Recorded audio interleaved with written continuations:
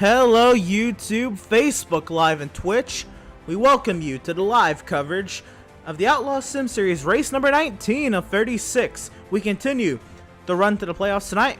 8 races remaining, and it has gotten really tight on those playoff standings. Tonight, though, we're at the Darlington Raceway, the track that is too tough to tame the lady in black and all that jazz.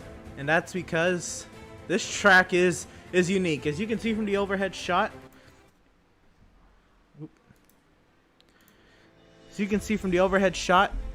it is not a normal oval shape, it's an egg shape, and it's pretty much has been ran on the NASCAR circuit since its inception in the 50s. The track was meant to have been ran towards the inside, with the outside being somewhat of an escape road. Of course, that didn't last very long, and in its first race, the track would quickly change to what was the outer ring, the faster line, because you can carry more speed on that banking. You'll see these drivers trying to get as much as that speed as they can, because the higher you go, the more banking there is, and the more you can keep your foot on the gas. It's high risk, high reward if you can get it right. The satisfaction you get through nailing turns 1 and 2 is immaculate. So tonight, let's take a look at the playoff standings coming into today's race with 8 races remaining in the regular season. Of course, Jeremiah Stutzman, with his win last week at the Auto Club Speedway, that has then not really changed much for everybody else on back, but it's still tight. We see there's the battle for 13th. 4 drivers going at it, separated by 14 points. Jason Miz has now taken over that 13th position, as James Gilliard has fallen down to 15th after the lap 1 accident at Auto Club. Andrew St. Cyr is in the thick of it, right in between him, and Kevin Thompson has been clawing his way up. We talk about Kazi and Schumacher. They continue their run. They have to make every race. They get one more bye week pretty much, and Schumacher possibly taking his bye week tonight. And that's about the playoff standings. Let's take a look at what we're talking about tonight. And of course, tonight's charity is the Childhood Leukemia Foundation, lifting spirits. And of course, you can donate to this foundation through our Facebook page. We'll have posts about today's race that'll have a donation button that goes straight between you and Facebook and the charity. Give it legitimacy. Please donate to the Childhood Leukemia Foundation at your will, but of course it means a lot, and we do this every week. We shout out a different charity each week to give them the recognition and any support that we can give, of course. But what this does do is we do it on the behalf of being able to broadcast the final 30 minutes of practice and getting the chance to talk to some of these drivers. And let's go ahead and take a look at what is going on the practice charts. And it is Greg Holt that has gone top of the charts. We have Schaefer and Service up there, Zala and Cardulo. And yeah, I think it's about time. Let's start to talk to one of these drivers. Let's see if we can get a hold of Greg Holt. And Greg, you're gone top of the charts, man. How are you feeling about the car tonight? Yeah, it feels all right. She's a handful. What can I say? Now, is the car a handful, or is the track a handful? Oh, it's the track for sure. It is what it is. Survival, man. That's all it's gonna be. Don't get hit and don't hit the wall. Fair enough. Fair enough. So coming into tonight, you've been fast, but you haven't been able to seal the deal in the race. Why do you think that is? And have you been learning anything from those races that just haven't come to fruition for you? Well, it's just gotta be a little more patient, I guess. I mean, in all of them that I've been up front, running with either the top, in the top 2 or 3, it just either a damage from another car or barely touching the wall, and it's just enough to knock you off the pace. You know what I mean? So just gotta keep it clean. But at this place, it's all luck. Fair enough. So tonight, top of the charts, you hold it by half a tenth. Do you think your time is attainable from others, or do you think you're pretty steady up there I don't know. That was the absolute fastest lap that I've turned here. I'd hit a couple of O's, but I had not gotten into the 28s. So that thing's moving. I don't know how much. And I had no draft, so I'm not sure whether draft would help you get a little bit lower or not, but it's like the perfect run for me. I'm sure somebody else could probably beat it, but I bet you it'd be pretty tough. Well, let's talk about that. Draft at a track that is so high risk, high reward, because you risk being up against that wall the entire time. Do you want draft on these straightaways? Of course, you always want to be in clean air, but if you're moving your way through traffic, is the draft beneficial or does it hurt? You don't want to be in traffic, man. You don't want to have to be near any other cars. It's so unpredictable, and the passing lanes here are so tight. It's, you know, if somebody doesn't back out going into turn 1 and 2, you're both gonna wreck. One of you is gonna end up, you're either gonna hit each other, or one's gonna end up on the apron, and the other one's gonna end up in the wall. In 3 and 4, if you don't have the outside advantage, it's going to be real hard to get by anybody unless you give them a slide job. That's just the way that it is. I don't think the draft, I want to be up front. That's where I want to be. I want to see everybody in my mirror. Fair enough. 192 laps. That is a lot of laps at a beast of a track. How are you feeling just physically being able to hold up to that? Well, we'll see how many times we get a Darlington stripe. How's that? I'll get back to you later, maybe. Fair enough. Well, currently, top of the charts, Greg Holt, the only driver to break into those 28s, as he said, it's a 28.99 for my timing. And, yeah, best of luck to you tonight. Hopefully we're talking to you on the far side. Well, thank you. Hopefully we talk to you later. Right on, and that was Greg Holt, driver of the number 3, and what a guy. I mean, he's come into this league, and he has, he's just been a blast. He's been fast, and he's been fun to watch, but man, you almost kind of root for the new guys to kind of, if they come in, they're hot. Some of you may want him to win right away, and some of you kind of like the culture shock. And I'm not saying that he came in hot, that he was thinking he was going to beat everybody, but coming in and going straight top of the charts and continuing to do that week in and week out, that's got to count for something. Just hoping maybe one day he'll get those races coming to him, and shouldn't be too far. He does got the pace. And whoa, big accident on the front straightaway. Reese Schaefer. Whoa. And was that Malenko he was with? See if we can get a replay of it. Oh, wow. Schaefer was in the catch fence. Let's see if Malenko spun. Oh, my goodness. Wow. Let's see what Landon Cardullo has to say. He's currently spun off of turn number 2, and let's talk to him. He's one of the pace setters, but has been able to pull a race through himself to the way he'd like to. Landon, you're currently second on the charts, and this is something we see often. Pretty fast, but what's it going to take for you to put a race together? Learn how to save my tires. Oh my god, that's the first thing. This track sucks. Theoretically, it sucks. Okay, it's fun racing, but it sucks. I don't know, just had a couple weeks off, so kind of cleared my mind a little bit, and we'll see what we can do.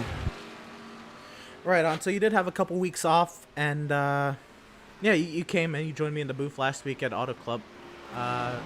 So what does that kind of mean to you, seeing like your car? I mean, no, it's not like physically your car. It is just a sim. It's not like you pay for it. But it was your colors and your name on the car. How did that feel, seeing that do well at Auto Club? It was cool. I liked it. I mean, I was more happy for Jacob than anything. I care less about the paint or anything like that. Just happy to see him actually do good for once. So it was nice.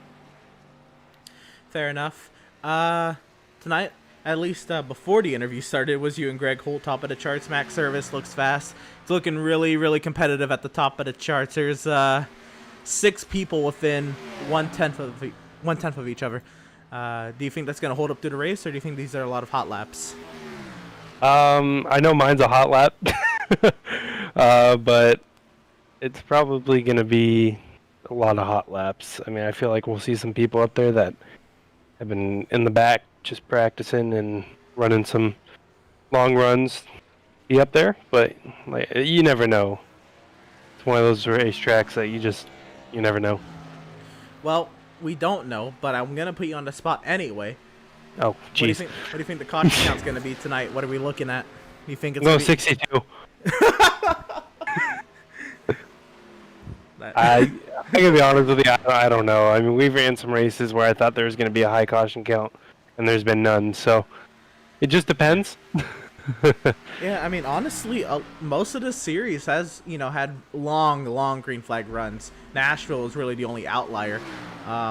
But do we think we're gonna get an outlier type of a race at such an odd oval? I think so. Like I said, it's just the way these guys run it very clean. You go into Auto Club, super slick, super tight, gonna be smacking the wall all the time. And look, I don't even think there was a caution. Nashville, USA, they're clean all race, and then towards the end it got a little hectic. But you know what? That's racing. But I have hope. There you go. Any strategy coming into today? I know Jacob last week said that he had no real strategy coming in. Is kind of do what the leader does. In his case, he was the leader for a lot of the strategy. So with that kind of being said, last week, did you take a look at any strategy coming into today and what could work? I did. I think it just mainly how you turn your wheel. Like I said, this track is very tough, especially coming out of 2. You definitely got to hold a steady wheel or you're going to be in the wall. So I think the less you turn your wheel and go through the corner, the better tires you're going to have in the long run. I know that's how it works, but here would be great because I know 3 and 4, if you have no tires, you're going to be slamming that wall all the time. Fair enough. Yeah, do you think you can get into that 28 bracket that Greg Holt was very proud of? I hope so. I'm trying. It's rough. I figured so. All right, well, we'll let you get back to it. Hopefully we're talking on the first side of it. Looking pretty fast as always. Can you put a race together? It's good. That's the next question. I think we're going to find out, huh? Yeah, I hope so.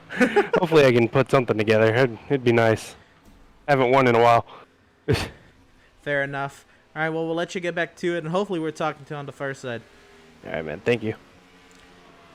Right on, and that was Landon Cardullo, who has gone top of the charts. He's near the top of the charts, so he's third. Take a quick moment and kind of see how other people around the track are doing. Let's go ahead and see what's going on over here. Tyler Markle running the Seth Berger colors.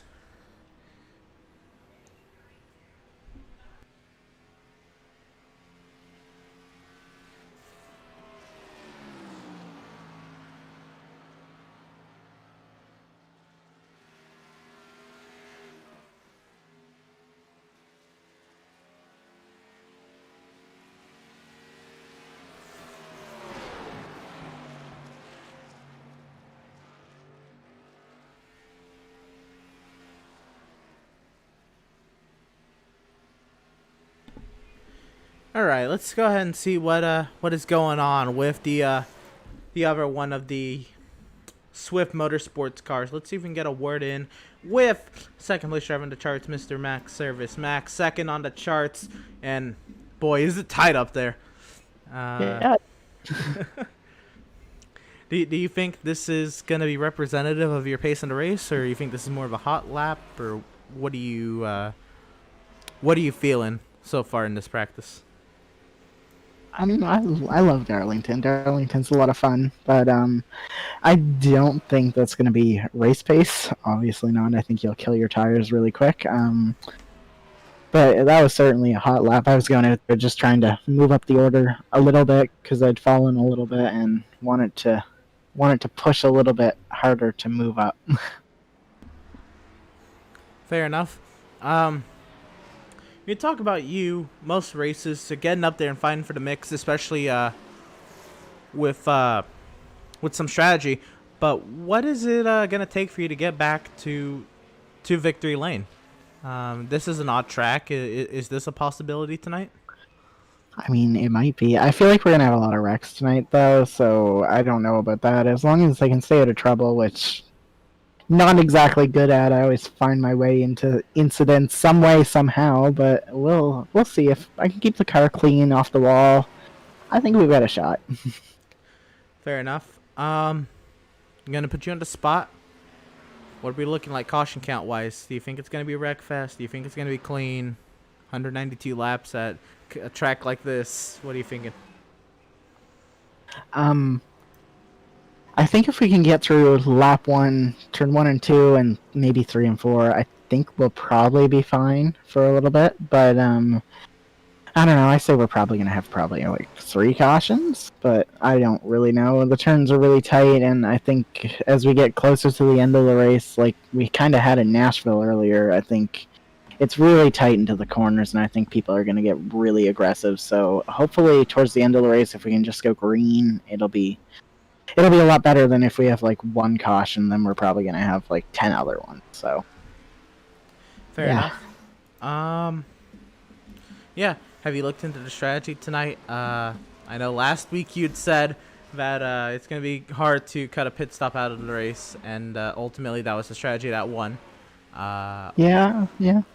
I was sitting there last week thinking the entire race was 115 laps, not really looking at it. So I was thinking we had to go like 5 extra laps there, but I mean, even still saving at Fontana, I mean, of course it was Jeremiah who did it. Obviously, he's probably the best at it, and I knew if anybody was going to try it, it was going to be him. Oh, for sure. I mean, with what happened to me last week, I mean, I felt like we had probably the best car overall, but I mean, I wasn't going to win the race anyway, so it doesn't really matter, and I'm out here for wins. You but think you were even better tonight, than Jacob last week?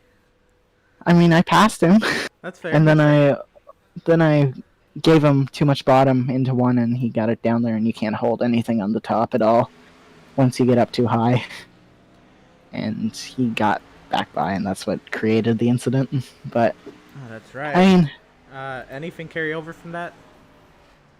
No, No? I don't care. Okay. I came down to side draft. He came up a little bit. Oh, no big deal. It's everything. Maybe I'll go out in a little bit and see if I can close in. But the fastest lap I ran coming into this race was a 29:097. So I've picked up almost a tenth there. So that's pretty good for me. But I think to go and get pole, you're going to have to run a 28.9 or something. So I don't think that's going to happen for me. Fair enough. Well, best of luck to you, and hopefully we're talking to you on the far side. Yeah, hopefully. Right on. We'll let you do it. And that was driver number 81, Mr. Max Service. I'm taking a look at the chat. I hear y'all. Sean Thompson says, love the paint scheme, Kevin Thompson. Thank you, son, for bringing awareness. Meniere's disease. I'm so sorry if I'm butchering that. It's horrible.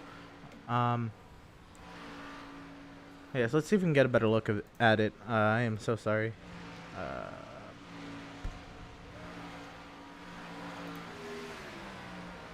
I think he needs to really get out on track. I can't get a look at it, honestly. But if I can, I'll get a look at that hood. There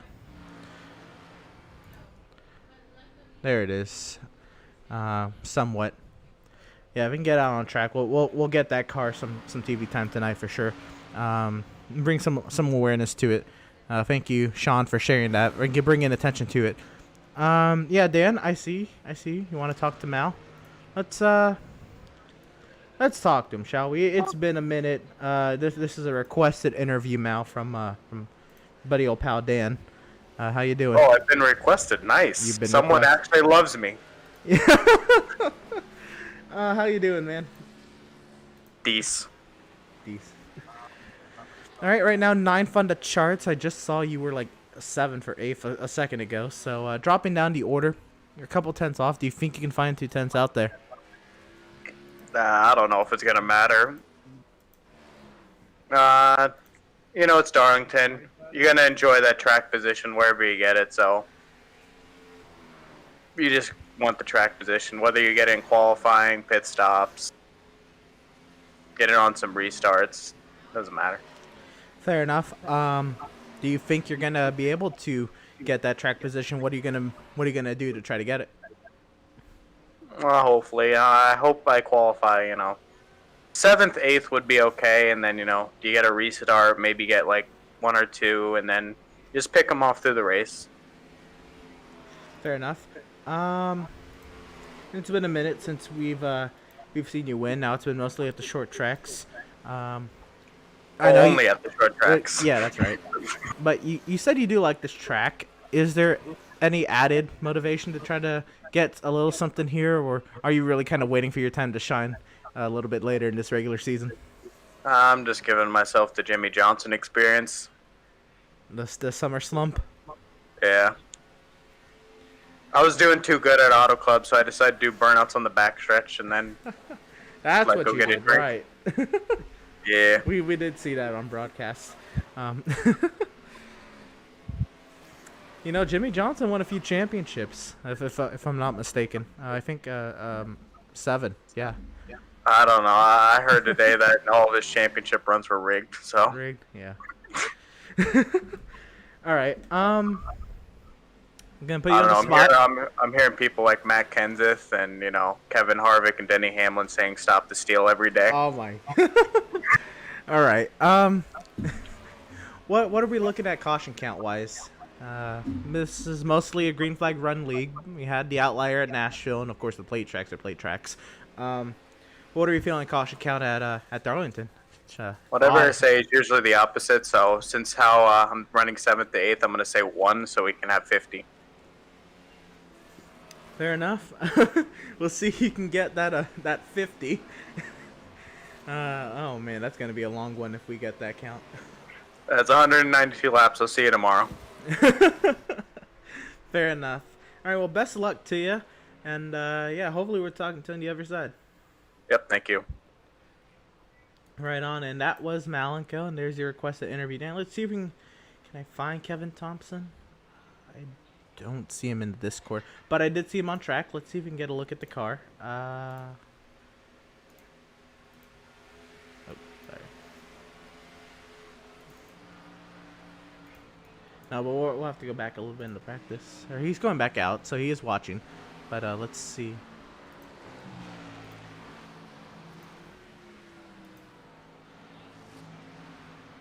Oh, you have to have a little save there in 1 and 2. Very dark lighting. There's some shots of the car, and we'll catch up with him if he's going out there live.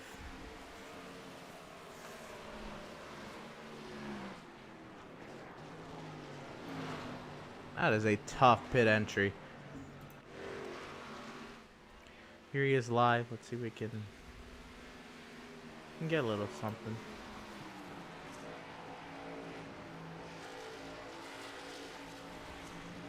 I don't really like using this camera, but I think for this instance we will. This is obviously not a realistic camera, but this is the rear chase camera, and we'll take a look at the hood. In this instance, I'll allow it, of course, because I do want to get a good shot of the car and put. What I can do is give it a little bit of awareness on the broadcast, give it the shout out. And yeah, just a great cause Kevin Thompson is running for. And that being said, I hope he does well so we can get some more eyes onto that car. And any support you can give, that's another cause you can look into to to help out in any way you can. Let us carry on. Let's see who's around. Do we dare try to talk with Joseph Cossey and see what had happened last week? I say let's try it. Let us try it. And we are going to try to get a word in with driver number 88, Joseph Cossey. Joseph, how do I even ask? What happened last week? Steering wheel become unplugged. That's what we thought. Oh, man. Auto Club is out to get you. That facility does not like you and your steering wheel. It don't like me.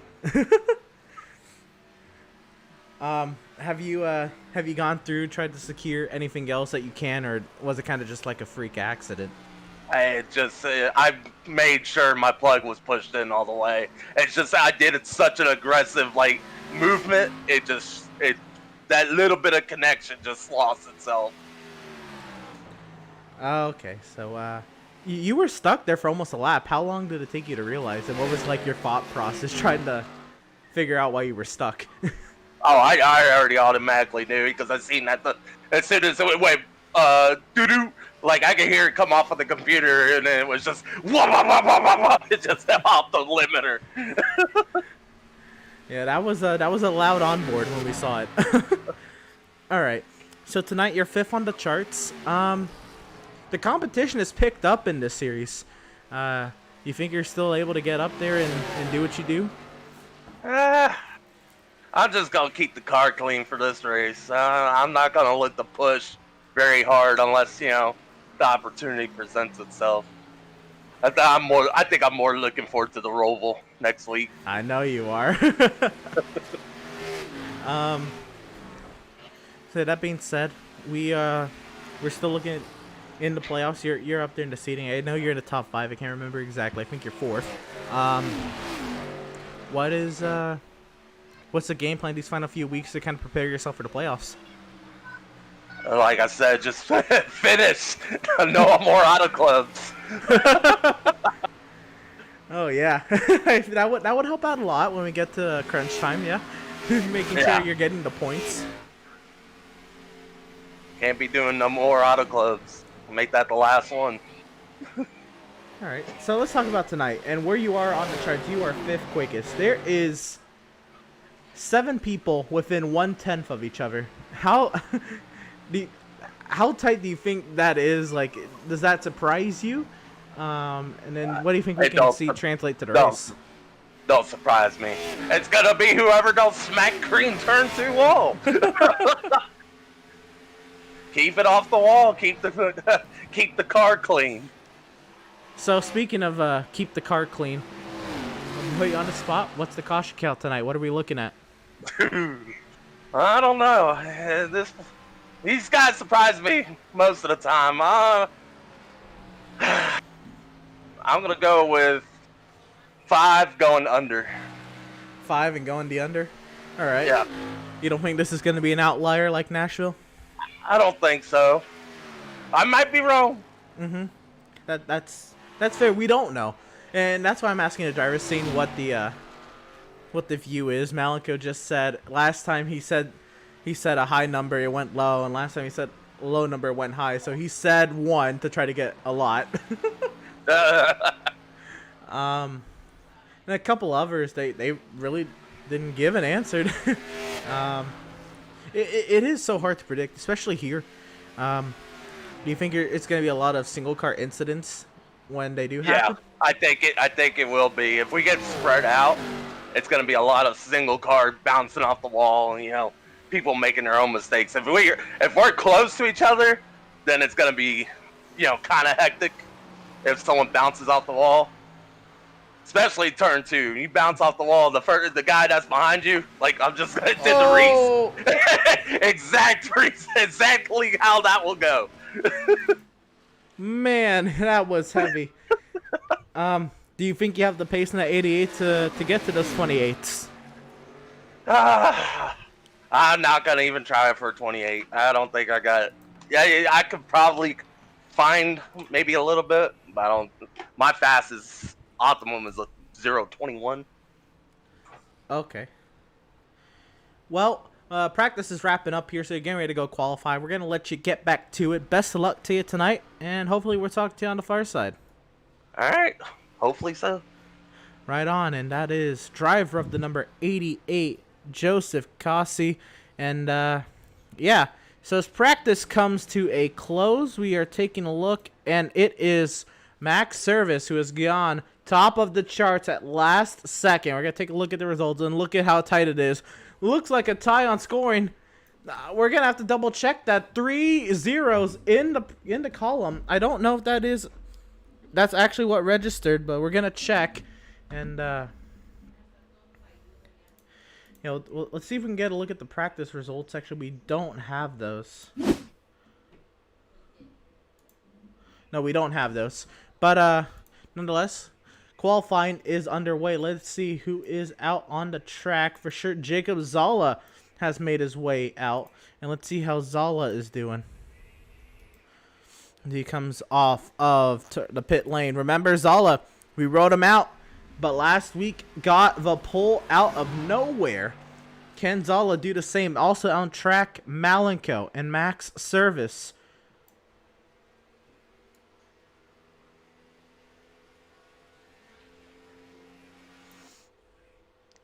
Zala's lagging a little bit, so we'll let him be, and we'll kind of just update on his times. Who is starting a lap, though? We have Max Service in the 88. And Max Service really trying to arc it down. Can he get a nice, clean turn 2? And I guess you should have asked these drivers what lap is going to be more beneficial, lap 1 or lap 2. I'm thinking lap 1. I could be wrong, because lap 1 you can kind of nail 3 and 4 a little bit easier and get on the gas a little bit early and get as much speed you can into 1 and 2. But do you want that much speed? Max Service put the first time in. They'll go top of the charts of a 29.16. Jacob Zala is upside down. My goodness, what a hit. Let's see if we can see what happened. Oh, man. So I think the 4 on that roof has gone the wrong way. Malenko has gone second quickest on the charts. Coming off of turn number 4, Max Service has clocked in his 28.91. Malenko will go 29.16. Joseph Kiossi has entered the chat as a 29.15. Also out there, we'll have Greg Holt starting a timed lap as Kiossi wraps up lap number 2. Let's check a look at Greg Holt.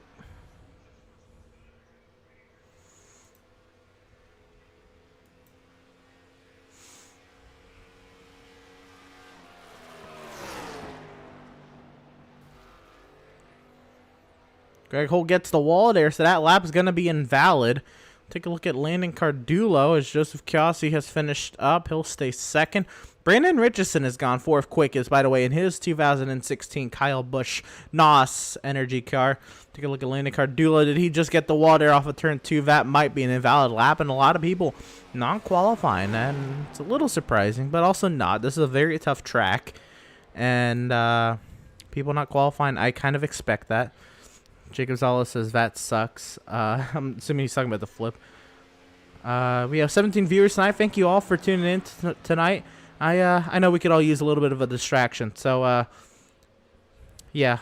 See, Landon Cardulo did go 5th quickest and smacks the wall hard, and it's gonna end that lap. Adrian Schumacher has made his way onto the track. He is on a warm-up lap.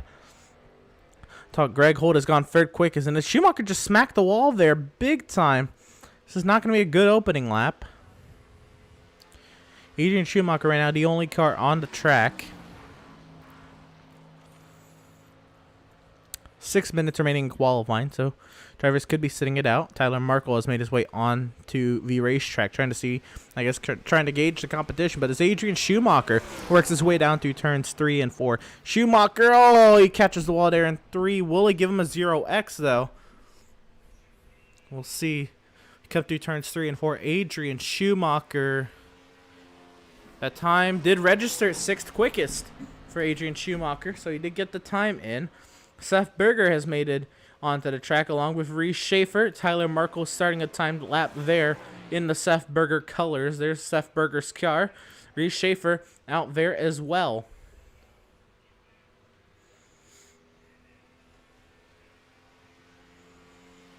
Adrian Schumacher wraps up his 2nd lap. Does it improve? Does it matter? His 2nd lap puts him 4th quickest.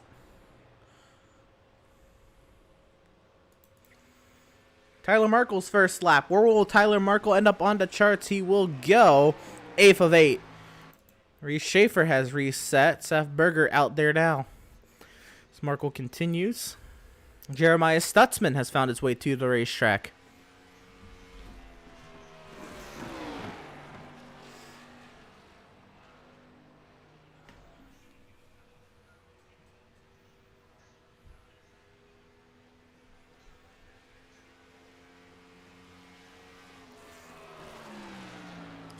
Seth Berger has gone 9th of 9 on his opening lap. We'll take a look at Jeremiah Stutzman coming around on a lap.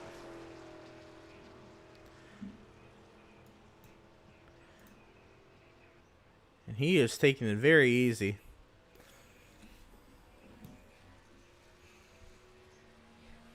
So I think this is a lap for Stutzman that he wants to get a lap time in, but he doesn't want to start behind the people who didn't set laps. Seth Berger has gone 5th quickest after lap number 2. Markle stays 8th. Reese Schaefer out there on a timed lap. Now Jeremiah Stutzman continues. Stutzman goes 10th quickest.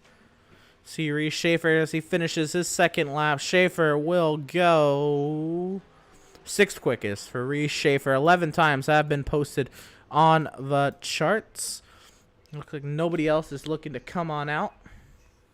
For now, we still got 3 minutes and 45 seconds left. But, yeah, 11 times taken. And definitely have more than 11 people. We get practice results yet? No, we cannot. That's okay. Yeah. So, as we...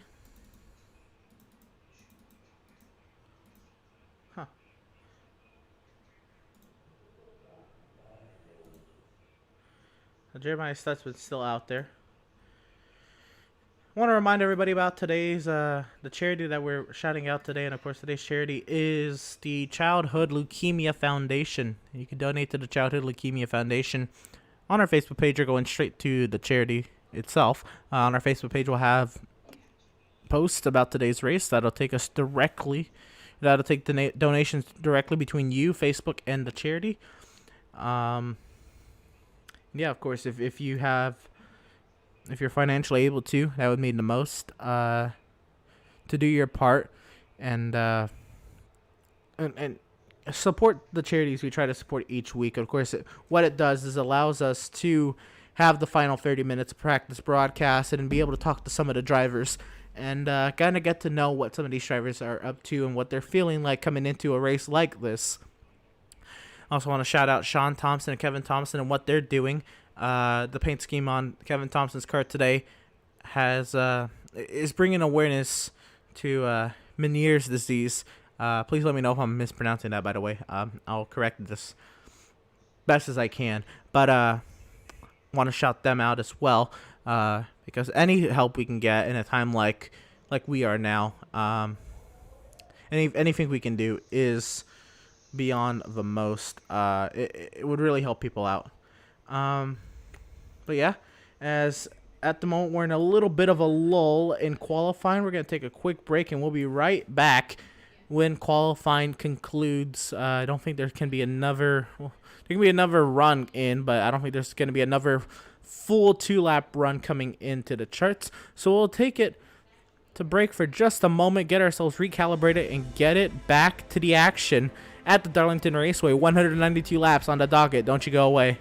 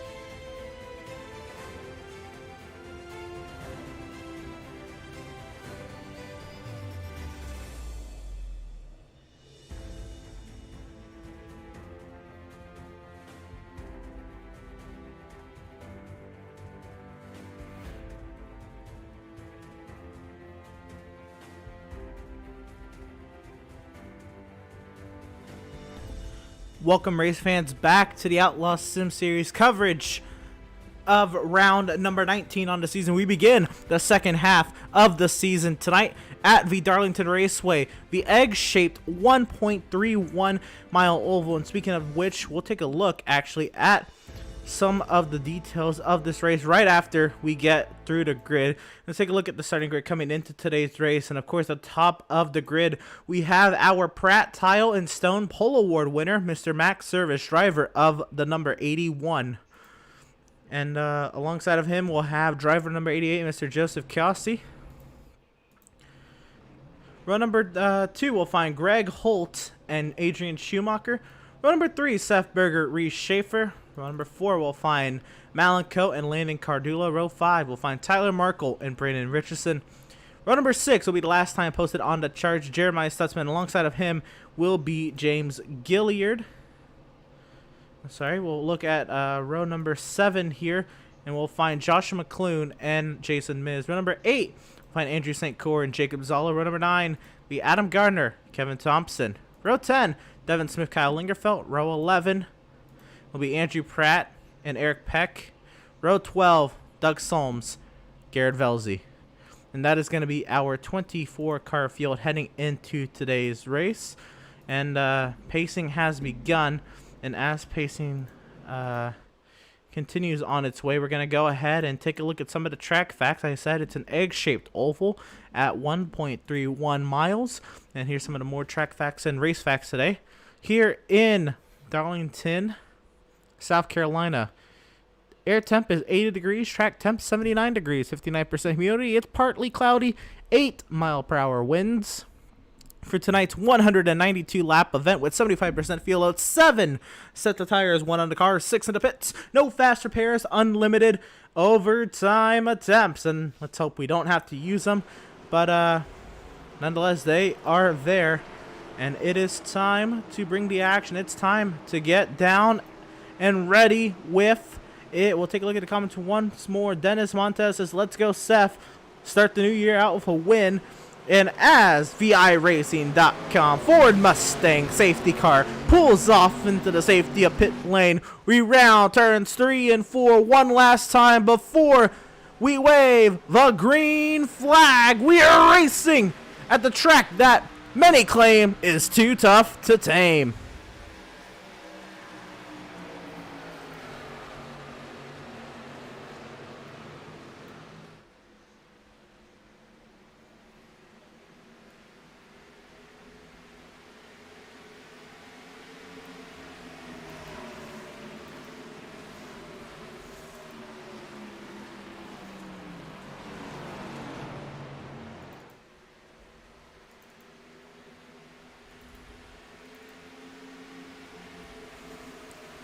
Looks like there's a little bit of trouble at the back. Couldn't see exactly what had happened, but Jason Miz dropping straight to the back of the pack. We continue, though. Max Service out in front over Joseph Kossi, Adrian Schumacher, Reese Schaefer, Greg Holt, the top 5. Here comes Schaefer to the inside of Schumacher. This is the battle for third. Schumacher giving way pretty easily. Doesn't want to catch the wall. Kossi catches the wall, though.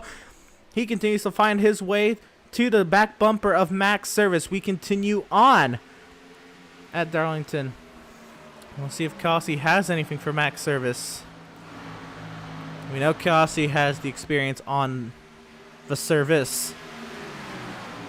But does he have what it takes? The competition has picked up in this series, but Max Service has been feeling those same effects now. And now, Joseph Kossi under attack from Reese Schaefer. And now we're looking at a whole different animal. Cardullo back there trying to find his way around Seth Berger, or Berger trying to find his way around Landon Cardullo, actually. Berger up into 6th over Cardullo. Malenko back there in the 8th position. He's lost 1 spot from where he started. We continue on. There's a whole bunch of Seth Berger machines back there.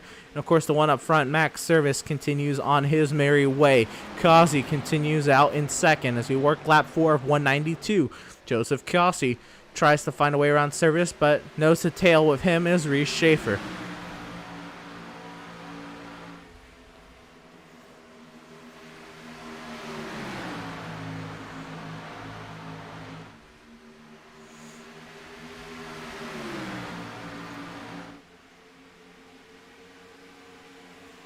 Here comes Schaefer to the inside of Kazi.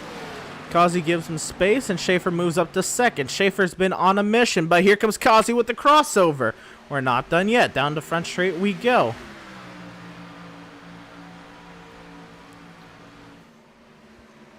Kazi and Schaefer. Schaefer trying to get the run around the outside. Kazi fights back, but Schaefer clears. What that does do is that kind of breaks Schaefer's momentum, and now Schumacher straight to the bottom of the track. Is he pitting? Something amiss with the 82.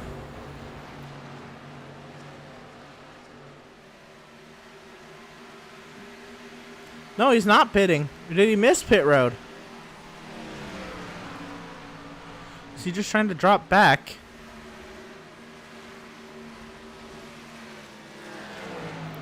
Something amiss with Adrian Schumacher. We continue on.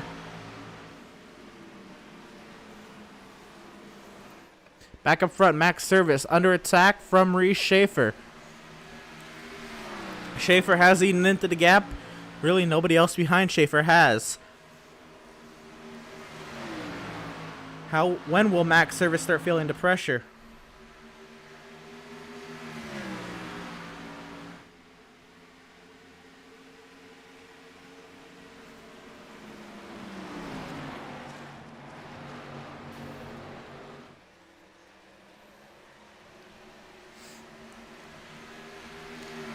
So we continue on. We work lap 9 of 192. And is Max Service still out in front, but for how much longer? Can Reese Schaefer find a way around Max Service? It's so hard to pass here, but Schaefer's been making it look easy to start.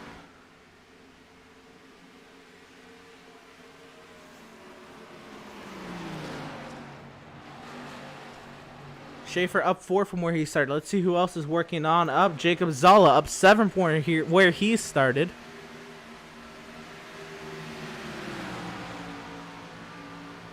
And it starts to calm down a little bit, but Malenka has gotten by Cardulo for 6. Cardulo's actually fallen to 11, so Cardulo might have gotten into the wall. Let's see what had happened with landing Cardulo. Oh, Cardulo! Whoa! What a moment! They have to catch the car there. Let's see what happened. Cardulo went into turns 1 and 2 and just slammed the wall, and wow, what a catch.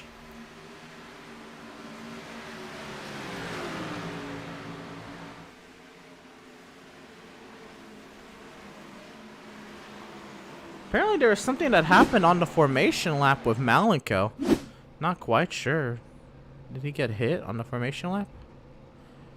I'll see, and I don't see anything other than... No, I don't see anything. So, but I was given an alert that something had happened to Malcolm pulling off the grid. We continue on. Schaefer and Service duke it out up front, but now Kazi holds station still over Greg Holt and Seth Berger. This is maintained in itself. Malenko up to 6 when he was down a spot where he started. He's now up a spot. Tyler Markle, Brendan Richardson behind him. Jacob Zala still holding station in 9th. Cardulo back to 12th after falling to 11, so he's let McClune get right on by. Schumacher continuing his stay in the 16th position. I think once he got into the thick of it, he just wanted to get out of the thick of it, so he dropped back since forward was not the answer at the moment. Now, what is happening here is it looks like Service and Schaefer are being caught from Joseph Kiosi and company, and we're looking to have a 5-car battle for the race lead.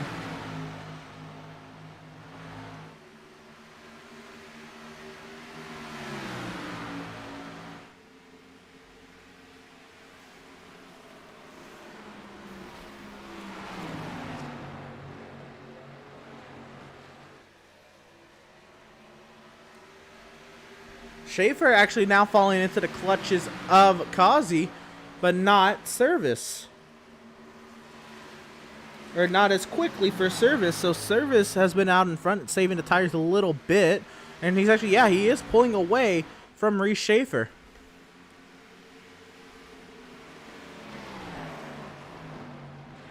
Max Service in a league of his own. At the moment.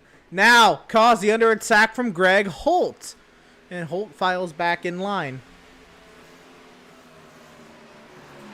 It's Berger and Holt. That's a small gap. We'll see if there's anything else. Cardullo trying to work his way around Richardson. This is back here for the 11th position. Oh, wow, it's so tight. Here comes Cardullo to the inside, though. Richardson back into the wall. Richardson will give way. He will, but can Richardson cross him over? He's trying to, but will he be able to? Very tight behind, and now up front of Stutzman and McClune going at it. Really, really tight back here. That's about to be a 4-car battle back here.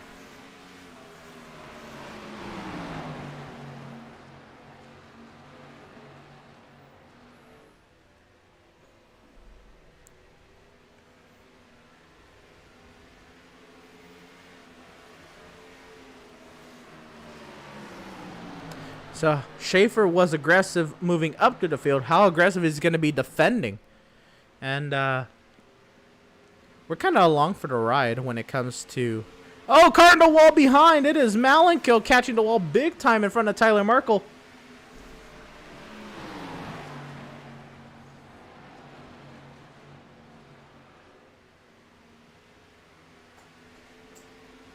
So this continues back here. Back up front now. Causey makes the move on Reese Schaefer. Schaefer up high. Causey down low.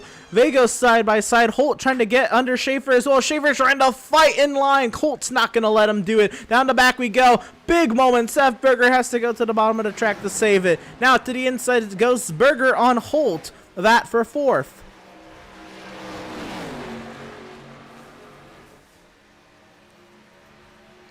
Oh, so tight between these 3 drivers, and Causey's going to enjoy Schaefer being in front of these 2. McClune and Zala going at it. Looks like Zala has found his way around McClune. Maybe McClune and Stutzman getting at it. Very, very close to the wall, as we're going to be most of the night. Look at how close they're getting to that wall. Here comes Holt. Under attack from Berger. Berger trying to get to the inside and stick it off of 4. Holt pushing Schaefer. They're going to go 3 wide into 1. Berger thinks better of it. He files back in line. Holt wants Schaefer.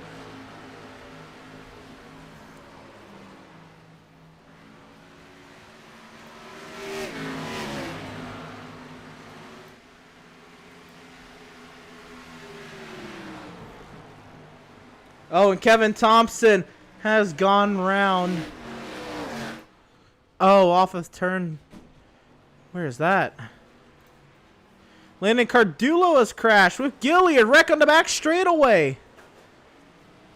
And we could have a caution here. We're going to take a look at what happened.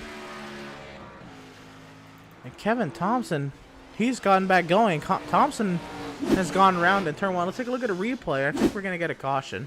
But nonetheless, Gardner, Thompson going at it. Thompson loose on the inside. Oh, he sends it up into Gardner. They both go around. Oh, big accident. 4 cars back here.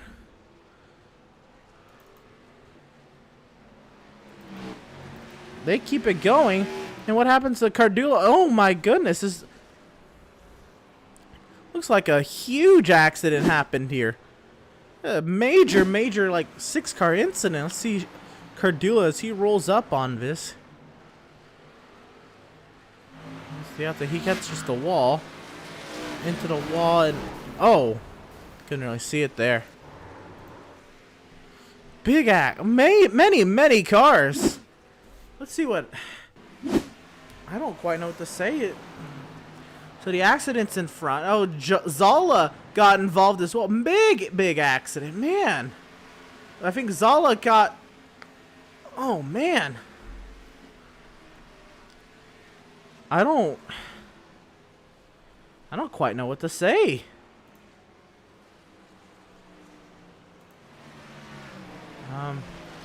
See if we can see the whole thing from here. Take a look at it. Lap 21 has brought out the yellow.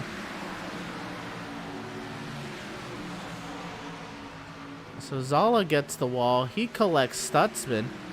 They continue. Malenko goes up high trying to avoid the slowdown from Schumacher. They get together. And all this happened after Kevin Thompson got together. So did Zala wreck because of what was happening in front of him? So Zala just gets the wall. It's right there, and he collects Stutzman.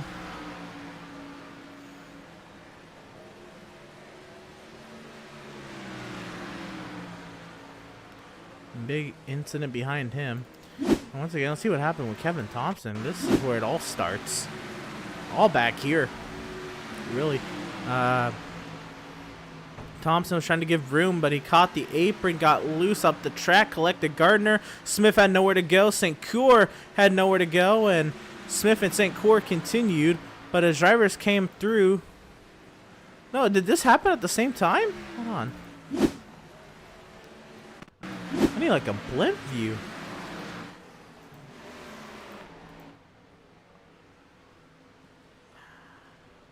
What happens in front? I don't quite know what to say. Let's see where... So Thompson's over here. And Zala's ahead. So Zala collects Stutzman. That's what happens here. Zala and Stutzman get together as Thompson happens behind him. Oh, I thought this was Thompson. This could have been more of a Thompson, the Thompson incident being reactive of what happened with Zala. See if there's anything we can get. I don't know what camera angle we can get out of this.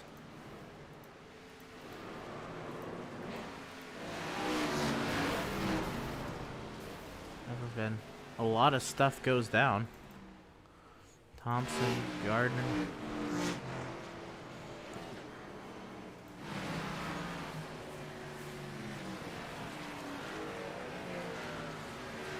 Let's see.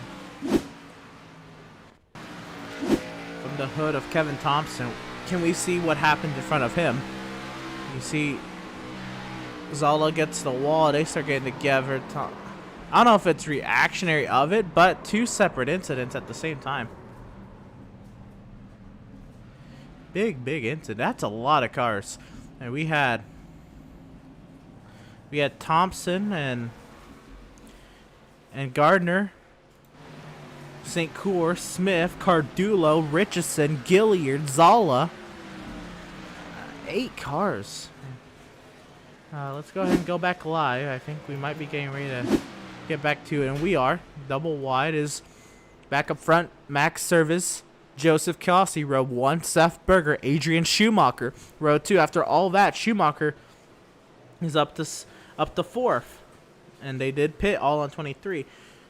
Reese Schaefer, he's in 5th. Malenko 6th, and we're getting right back into the action as the iRacing.com Ford Mustang pace car finds the safety of pit lane off of turn number 4.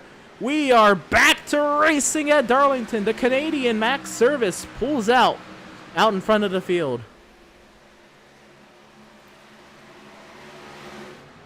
Oh, and around's going Reese Schaefer. Can he save it? He saves it. Down in turns 1 and 2. We continue on, and we stay green. Oh, he's going to get split here by Lingerfeld and St. Coeur. Solms is going to check up and give him some room. We continue back up front, though, and all looks calm up here.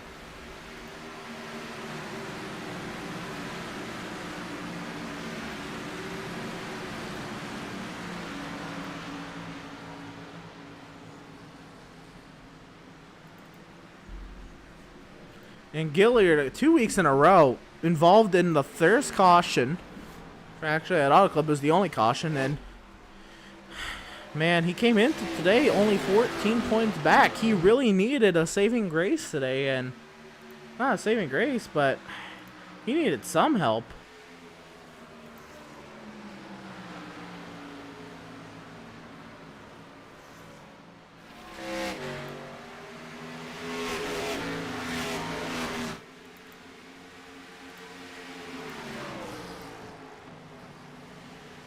Continue on, though. In the top 3. Still going out. There's a car in front. That's Jason Miz up in front. And he'll pull out of the way of the leaders.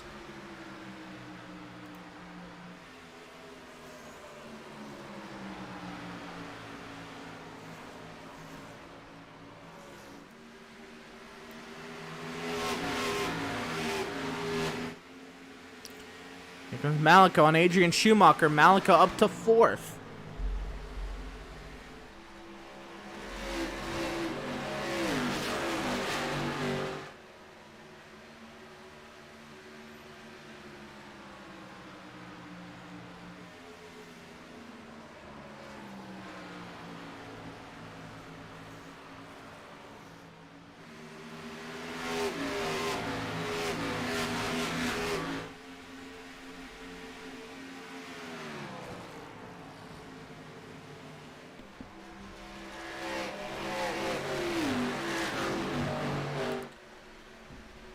So we continue on and look at the other very close margin. It's back here. Lingerfeld and Schaefer. Schaefer has gotten back by Lingerfeld. And really looks to pull on corner entry there. Yes, he does. And Smith has gotten by Richardson. Here comes Cardulo on Richardson. They were just involved. All 3 of these guys got damage from the incident. Azala here as well. And Zala in front of a group of cars is what caused the incident to start with, so I don't think any of these guys like Zala being up ahead of them, and they're mostly torn up. They can't really do much about it either. So it's kind of here in 14th. Might be a watch out zone. Zala's out in front. Joseph Cassi. Malika's driven up to the back end of the 77 and the 88. Malika trying to get into the battle for 4th.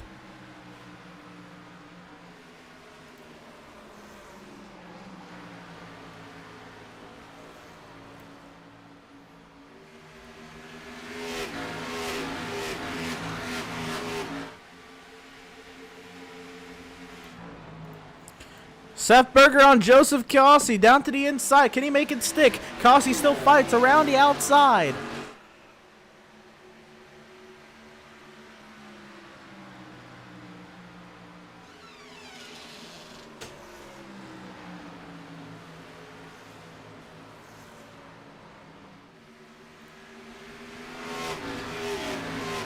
So they continue on as we work lap 35 of 192. There's a little bit of contact behind as Tyler Markle and Josh McClune got into it. Looks like no harm, no foul, though. Continue on. Greg Holt finds himself in the mix as well. He sat in 6th.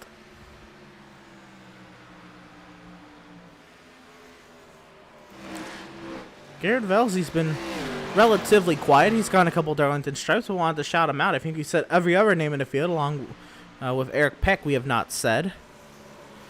Pretty much every other name in the field has been said today. Andrew Pratt's also been very quiet, giving way. And Jason Miz, we haven't talked about since the beginning. I think he's just here to literally finish.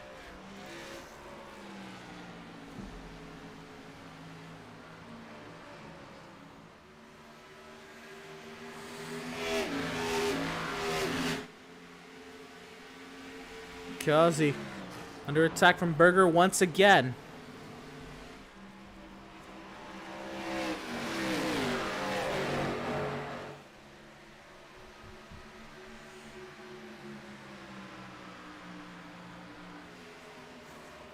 And Jacob Zala has crashed again. What has gone on this time?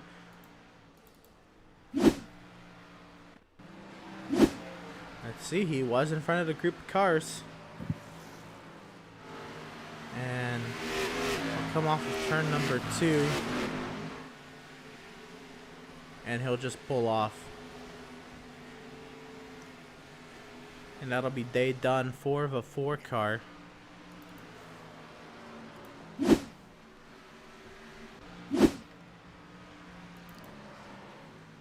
continue on. Max Service still holds his 7/10 of a second lead over Joseph Causey. Causey still under attack from Berger. Schumacher has gotten back by Malika. Did Malika get the wall there off of turn 2? Schumacher back to 5th. Holt up to 4th. Out of all of that going on, let's see what had happened. Maybe Malenko had caught the wall. Schumacher had nowhere to go. No. Holt had gotten by Schumacher and then kind of bullied his way past Malenko. Malenko actually had to check up for the corner. And then Schumacher just kind of crosses him over on corner exit. So, well played.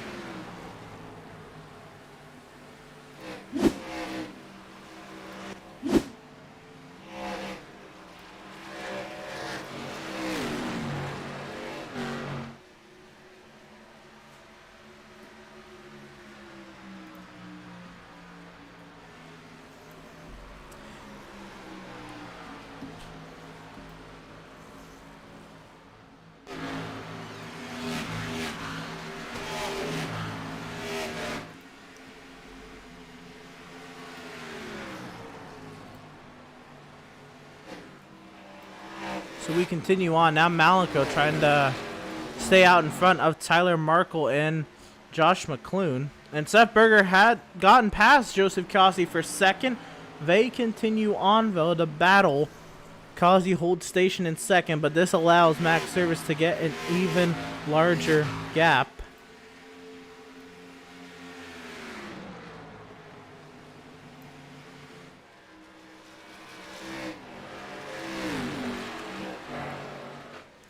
And he's just gotten the golf cart ride on up to the booth. Driver of the number 4 is now joining me. Jacob, what happened in that major accident? It took 8 cars. You know, I just ran out of talent. I guess I hit the wall and, you know, I got loose, spun it, and tried to come back up on the track, and there was a bunch of cars there. Just a case of me running out of talent. And Darlington's a tough track, so on to the next one, which will be Kentucky.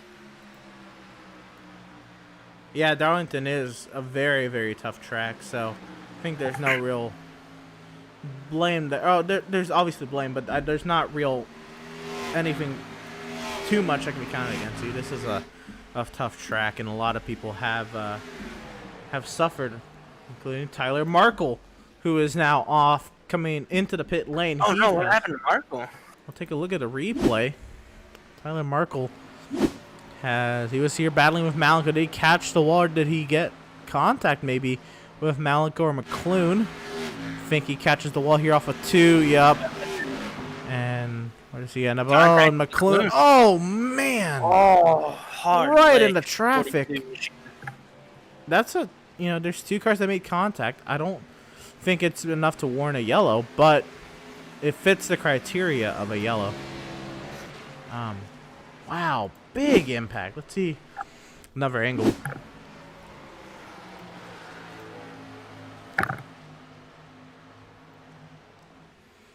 Here he is off of turn number 2. Markle gets the wall. McClune tries to get out of the way, but just McClune didn't even wreck him. It looked like Markle just got loose, and McClune barely missed it.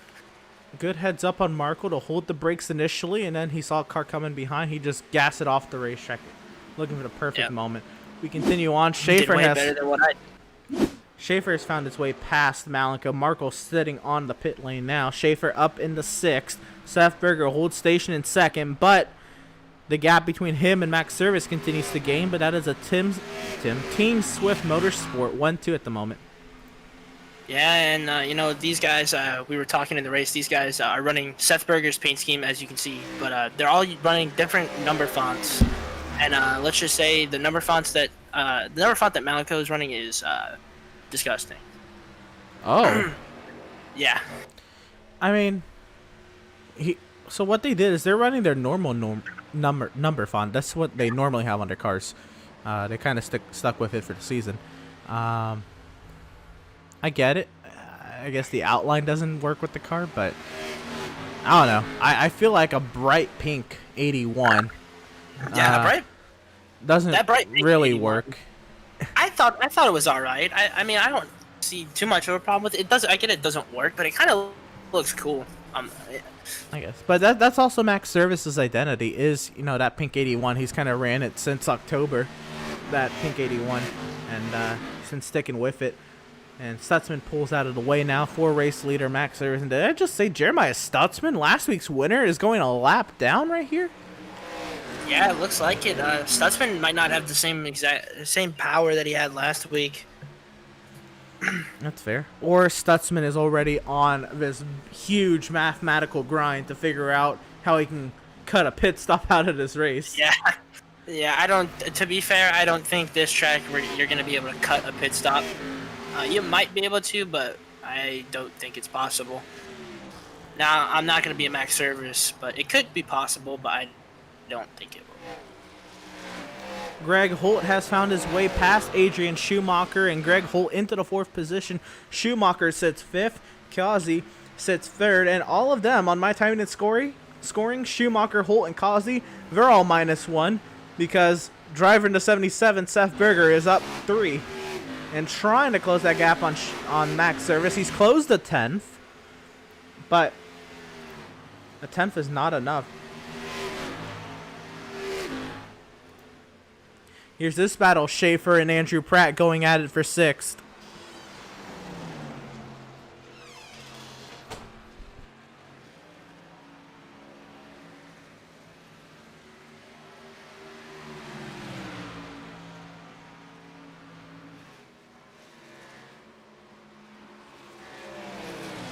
Andrew Pratt really getting a good run on Schaefer. Can he get past him here? I mean, it'd be a shame to see. But Pratt's looking pretty fast out here tonight. Oh, so far. Is that somebody off in the background, or? Yeah, I think it was. I think Malico might have got off a little bit, but he's back on. He's back. I guess that could have been bad. Let's see. What happened? Oh, Velzy gets the wall back there. The wall. Looks like Malico continues on, no problem.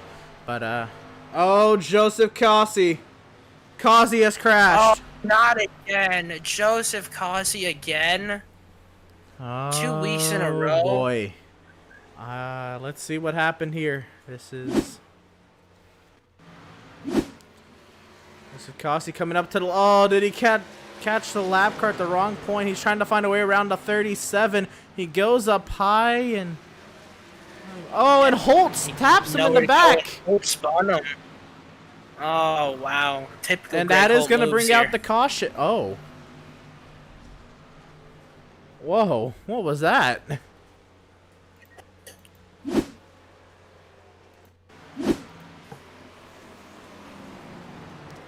I mean, fair to 37. I mean, he's trying to get out the way, but he's there for a while.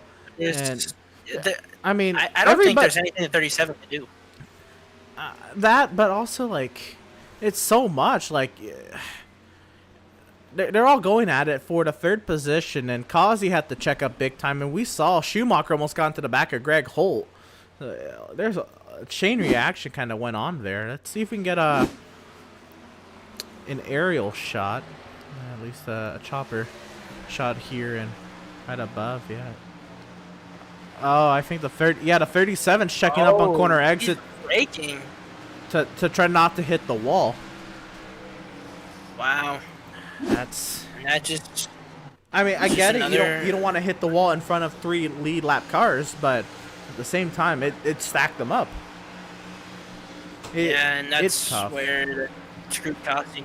That's where true Cossi. I mean, there's nothing Holt could have predicted either. That's right. Holt lost the spot out of it. There is. Or states that. There is no fast repair, which kills, especially with this track, especially with it being Darlington. Yeah, there's not a whole lot Greg Holt could have done. We'll ride on board and let's see what happens.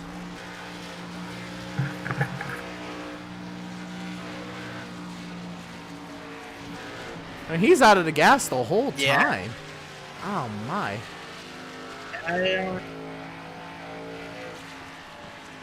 Man.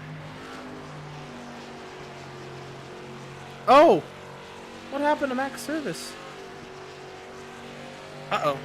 Oh, no, he's down to 2nd. Never mind. But the whole timing sheet just lit up for a second.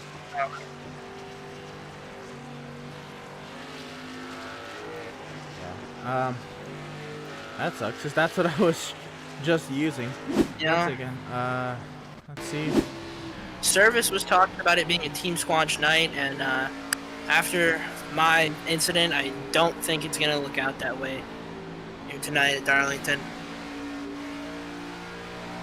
Yeah, I don't know. I gotta listen to it again. Let's see. This is off the back of Kazi. Here's 37 of Eric Peck. He's checking up. That's a big checkup, man. I don't. That's a Oh, big man. checkup. Did he? I think he might have hit the brakes. I felt like he hit the brakes a little bit. I get it. You know, you're trying to avoid that wall, but I mean that is huge in front of lead lap cars, man. That is. Especially with Joseph Gassi as well. And, you know, it is what it is, and we'll go back under caution here. Yeah, caution is out. The lights are still on of a pace car. So I say, let's I was gonna say let's talk to Max Service, but we talked to Max Service a lot. We haven't talked to Seth Berger today, and Burger Nation I know is in the house. Let's get them their little special interview with driver of the number 77, driver representing Burger Nation Team Swift Motorsports. What is going on, Seth? Nothing much. How about you? Seth Berger. It's going all right. What's it been like around other cars? I know you've been around Kazi and Schumacher and Holt and Malika and all of them. Of course, Kazi just had his accident. But what's it been like in traffic? It's been pretty frustrating. This may be the hardest track to pass on. I didn't have to try to pass it all at Kansas, so I can't count that one out. But yeah, it is too tough to tame here, man. It's really just a battle of staying out the wall while you're trying to stay fast. So honestly, I think it's just trying to capitalize on other people's mistakes. Otherwise, you're just trying to run your own line. That's fair enough. And now, it is a race, and you have a lot of fans rooting for you. But how much, right, especially right now, I know it's lap 58 on 192. There's still a lot of racing to go. But how much has gone into your mind of trying to pinpoint how you're going to beat Max Service? I haven't really been able to pay attention to how I'm going to run up against them. This is going to be the first time. I've been too busy trying to get up here. Luckily, I'm up here. I'm glad I am. But, yeah, I'm going to do a lot of learning here. I think we got a lot of similar pace, but the best chance I have is staying up front right now and hopefully waiting for the long run. Hopefully I can capitalize. All right, Jacob, do you have anything to ask Seth, especially since you were in the car? How do you, actually, I honestly don't right now. I can't really get my thoughts straight process up, so I'll just let you get back in the car and get focused. Yeah, Seth, good luck to you. The lights are out on the pace car. I thought you were going to go green that last time, but there were still wave rounds being handed. So yeah, you're starting on the inside. You're starting first against your teammate Max Service, who's been really hot. Best luck to you, and we'll see what happens. All right, thank you. Hopefully I could tame the lady in black. Yes, sir. And that was Hopefully. driver of the number 77, Seth Berger. And yeah, I don't know how much you've seen from the car, but it has been all about Max Service thus far. Yeah, it really has, and Service has really put on a good show tonight. But can Seth Berger tame this track, beat Service, and put that 77 back on the map once again? Yeah, I know Burger Nation's hungry for another win, as they should be. He last won in last year. Yeah, he's trying to get one here. Yeah, in I guess so. 2021. But the Yeah, I guess so. iRacing.com Ford Mustang safety car pulls off into the safety of pit lane, and the control of the field is in the hands of the 77. We are back to racing at Darlington. What a jump Seth Berger got from that restart. Yeah, what are the specific restart rules that these drivers are going up against, especially because it is such a long time from the pace car going in the pit lane to the restart zone? I think he said, from what I heard, it was the O'Reilly sign out of 4 was where you could start, I believe, right there. I'm not 100%, so I think that's where he said we can start. So anywhere from there, or maybe it was, yeah, I think it was there. Right on. Well, that looks to be all safe. I don't know. Max Service just didn't go. But Yeah. he's there in second now. Pratt. How about Andrew Pratt getting up in the third? Yeah, Pratt's, like I said earlier, Oh, Pratt. Doug Solms in the top 10. Hey, see Gotta this shout guy. him out. Yes, we have to. This guy is a trooper, week in, week out, and he's making us look proud. You know, and we say he's a trooper. We should point out that he's not the only trooper. We know there's other troopers like Richardson finishes off these races. He's now a lap down, and he's still here fighting it out. Kevin Thompson is a trooper, week in, week out. Eric Peck, when he is here, he is a trooper. Oh, in the wall, is that Adam Gardner? I believe it was.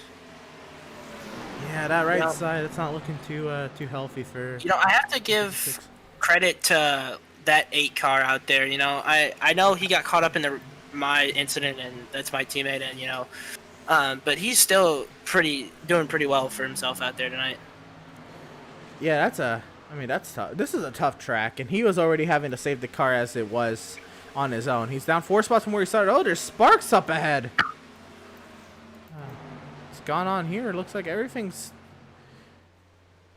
going well. Oh, caution's out on the speedway? Oh, what happened to do that?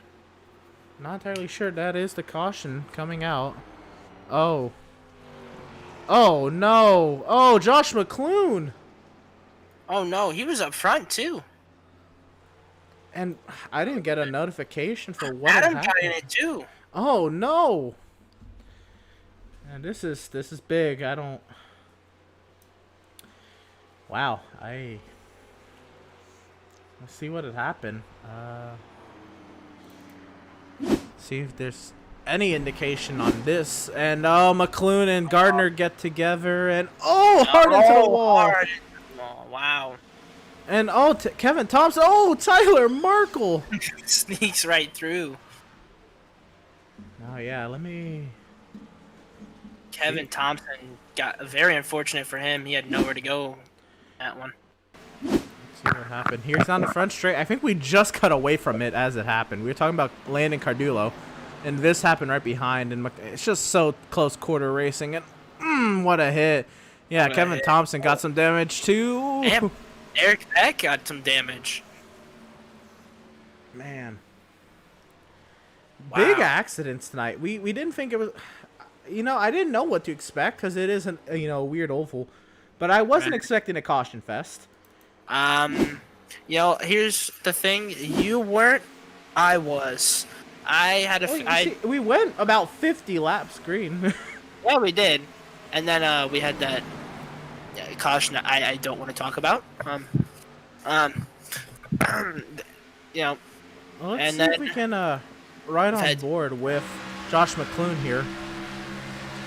He gets around. Oh, he's coming off a full head of steam. I mean, he does his normal line, but Gardner had no idea he was coming. Yeah, that was. I think he kind of, in lack of better terms, dive bombed the corner a little bit.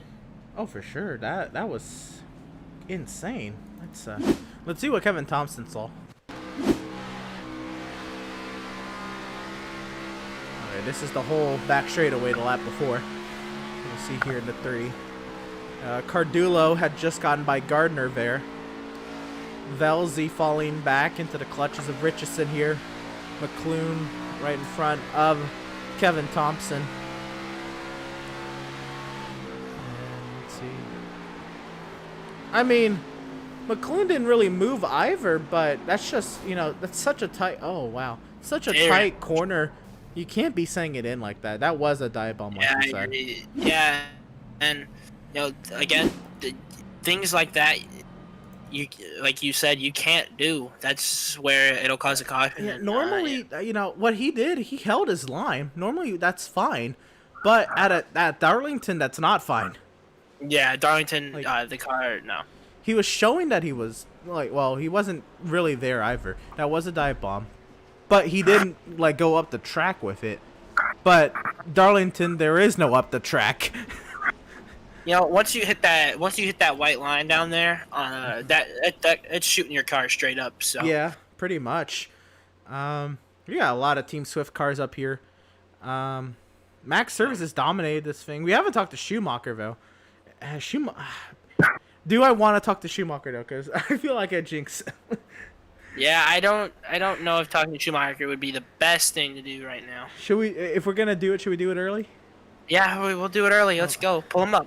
Pull him up. Let's see. Adrian, are you down for an interview? Yep. Yep. All right. I'm gonna be careful what I say. What has it been like being up here? With the Causies and the Holts and the Schaefers, how has been the battles up towards the front? I felt like I almost wrecked about every single one of them so far. Oh man!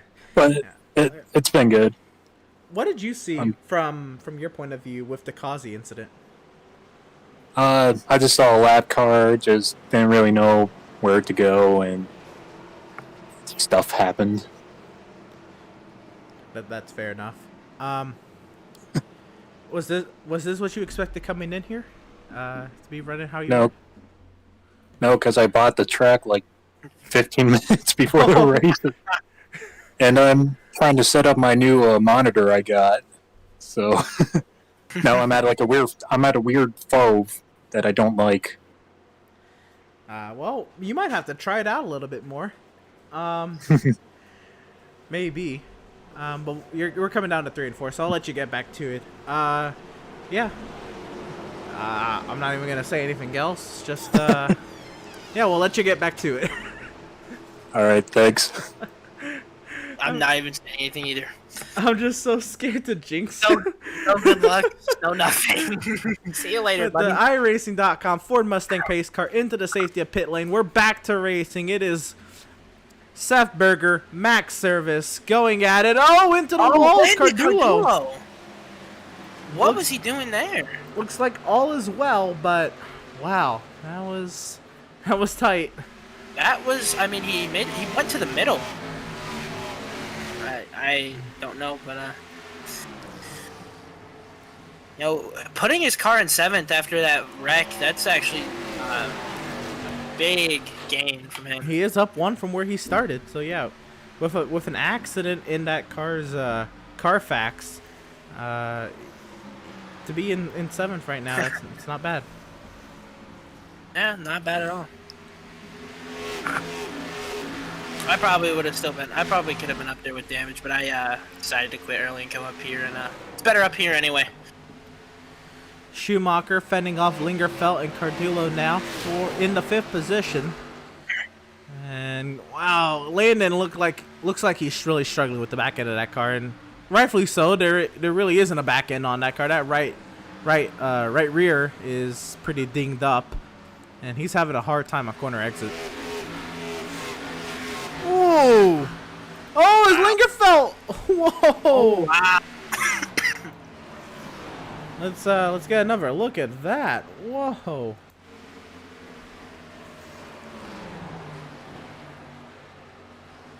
Actually, this is a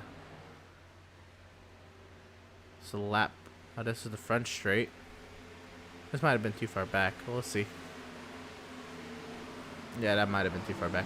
That's okay. Some smoke there. Well, come on back. But it looked like there was a little bit of contact, but they continue. They're right up there, and look who's right with them. Adrian Schumacher. A Schumacher trying to fend off. Actually, Malika coming into the clutches of Schumacher. Schaefer looks to eat on the top 2. Malika losing touch with Reese Schaefer, and here's the thing. Schaefer had a hard time trying to catch Max Service, but he got around Seth Berger earlier. Seth Berger is fending off Max Service now, which is slowing both of them down. And Schaefer is coming. Malika getting passed by Schumacher here. Oh, Linger fell into the wall again. Yeah, Schumacher will clear Malika. Malika trying to get the crossover. Landon to the outside.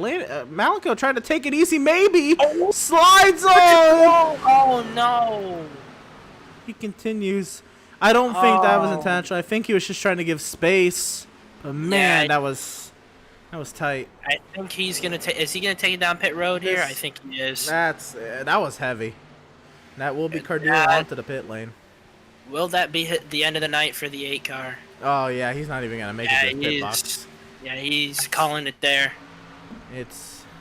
That's a done. That is a night for the 8, and tough night for him. Yeah, I mean, oh man. I don't know. It's so tough here. That's part of it. To be fair, if this track even had an extra lane, I don't think that would have even happened. I don't think it would have happened. It's just so tough.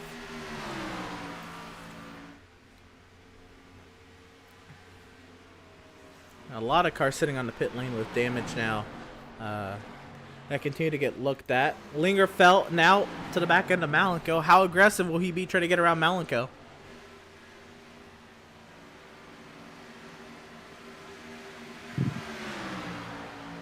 Peeking to the inside, down into 1. This is, I feel like, the best place to pass on the inside. Actually, never mind. I stand corrected. It's really hard to pass on the inside here at Darlington. What I've learned from watching, I think how you're gonna have to pass is you're gonna have to set it up pretty much turns 1 and 2 the lap prior. You need to get a good run off of turn 1 and 2. Pressure the driver ahead of you to take a higher line into 3 and 4. Or you take a higher line in 3 and 4. Actually, yeah, that's right. You need to set up 3 and 4 to where you take a higher line to try to cross the driver over off of 4. And you need to be side by side with them going into 1, and you need to send it into 1 when you're side by side. Yeah, that makes the most sense to me. I can see where that would work, and it should work.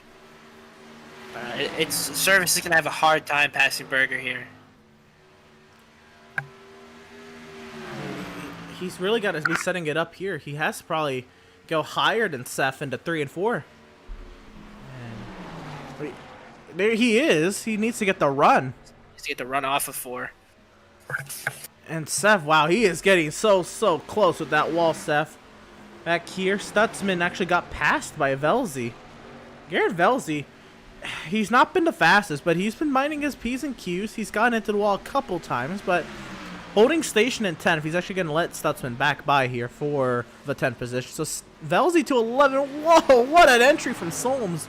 I think Solms is starting to enjoy Darlington. Yeah, Darlington seems to be good on Solms. Yeah, keeping the car out of trouble, and that says a lot. This is a tough track. That car does not look, I don't think, damaged at all. No, I don't see any. Continue back up front. Let's run aboard of Max Service and see, is there really anything we can get? Right here in the 3 and 4.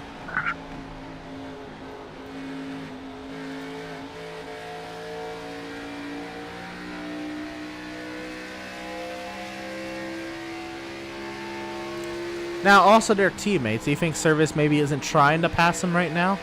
Especially if Schaefer's not a threat. If Schaefer was a threat, maybe he'd be more aggressive. It could be. That could be the case. I wouldn't rule that case out. Continuing. He's not really making the attempt to try to get around him. I think he thinks they're pretty... Oh, here we go. Can he get side by side here? This could be it. This could be the pass for the lead. He's gonna send it. He's got to send it if he wants it, but he's not gonna send it in case of wrecking his teammate. He'll stay out of it. Yeah, that's a good thing. Don't want to wreck your teammate. Don't want to do the North Wilkesboro between the two. 17 and the 8. That was Nashville, but yeah. Or sorry, Nashville. I keep saying. They're both, you know, old tracks in the sense they had red and white walls, so I get that. But what that did, Service needed to take it. Look at what it did. He fell back half a second. Yeah, that was a struggle. I think he should have tried to pass in there. I think, but he didn't, and now he's lost a little bit of time. So let's talk about the playoff picture, and this is important. We're watching right now St. Cor go at it, and let's take a look at the point standings real quick. There it is. So Let's look at the battle for 13th. Miz came into today's race 8 above the cut line. St. Cour 8 back. Gilliard 11 back after the nasty wreck at Auto Club on lap 1, and Kevin Thompson 14 back. Well, I think Gilliard disconnected this race already. So Which is what I'm saying. Yeah, that's huge. We're taking a look at it now. Gilliard is last. Miz is 17th. St. Cour is there in 8th. Kevin Thompson's in 14th, 1 lap down. So St. Cour, he needed to gain 8 on Miz. Miz is 17th, and St. Cour is trying to fend off Andrew Pratt. St. Cour is trying to make his spot into the playoffs after being 16th just a couple weeks ago. Oh, and into the wall right in front of him is Malenko. Into the wall, but he lets him by. And I think this is Malenko coming to the pit lane. He could be calling it quits here. He is still the number 1 seed in the playoffs. There's no need for him to continue if he's not going to get another win in his eyes. And I agree. Why continue, really? Right. Yep. I think he's going to do the same thing as maybe he'll make it to the pit box. Maybe.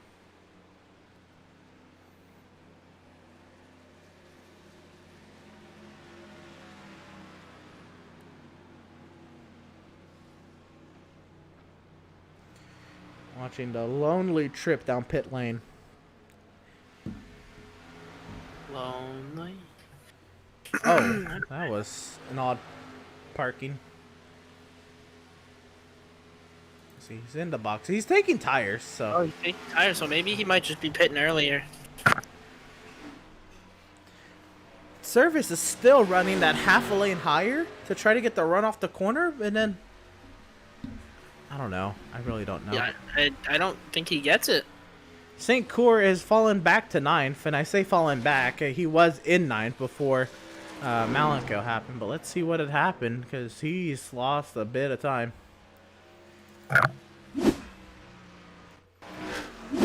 Oh, St. Cour got the wall just as we were talking about him. And Stutzman had, almost a little moment. And St. Cour lets him by. Oh, and back into the wall again. He must have been eating too many Baby Ruths there. St. Cour continues, and Malenko's still on the pit lane. Looks like he's repairing a lot of damage, or he's not coming back out.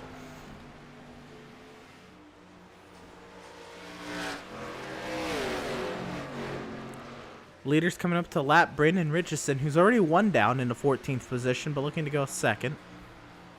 I'm sorry. Is he a lap down? No, now he is. But, yeah, Richardson will go 1 down here.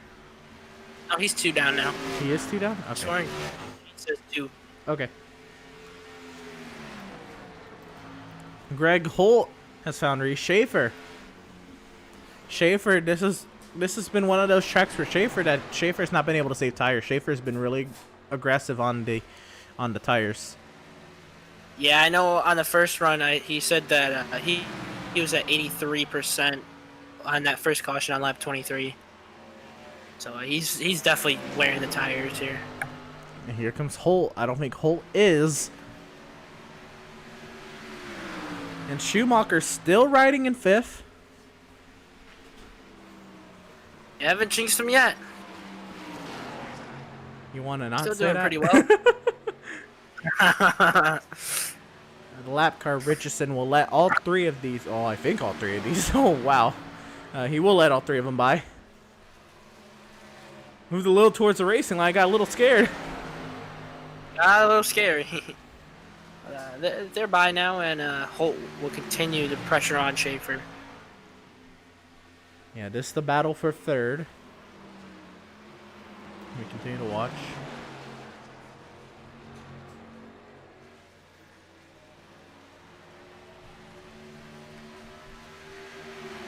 And I mean, the gap between Schaefer and Holt and Schumacher is about the same gap as what's going on up here. So, I mean, there's not too much more going on. That these are the closest battles on the track, and close one is Smith trying to take on St. Cour. And a stretch of a close one is Lingerfeld trying to fend off Stutzman. And now it's getting closer.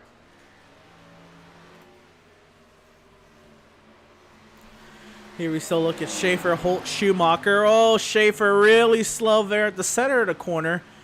Does Holt have anything here? Can't. Schaefer, it looks like he got the exit out, and Holt had nothing for it. See if we can ride on board with Greg Holt.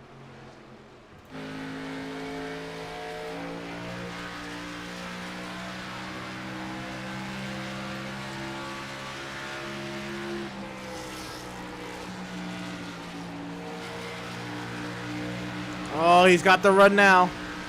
Oh, he makes contact! What a save! A save by Schaefer, and still keeps it in front of him. I don't think Holt meant to do that, but whoa. What a save from Reese Schaefer. Dude, that looked like a Lightning McQueen save if I've ever seen one.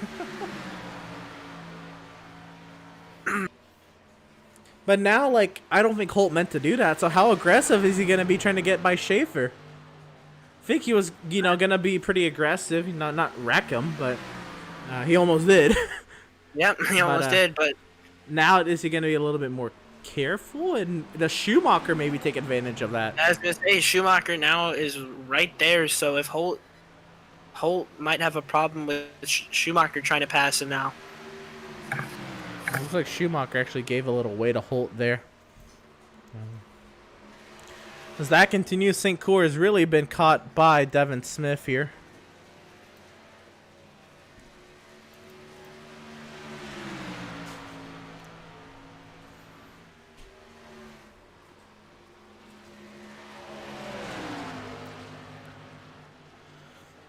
And this battle continues. Smith trying to size up St. Cour. He's got the run. Is he going to send it into 3? I think he knows he's got to wait till turn 1, but what a run Smith got. Yeah, he's definitely going to wait till turn 1, but that was a big run, like you said, by Devin Smith. Oh, he might even get him here.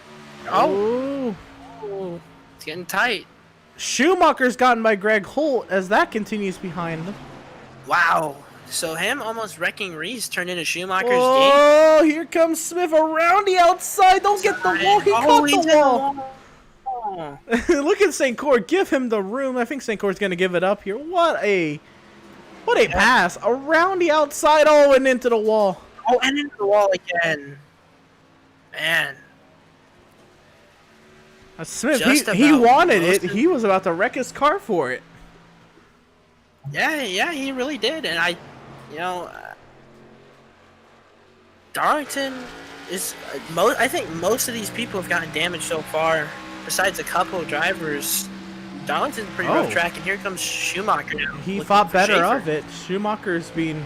I'm very impressed with Schumacher, a self-proclaimed not oval racer, at one of the toughest ovals ever.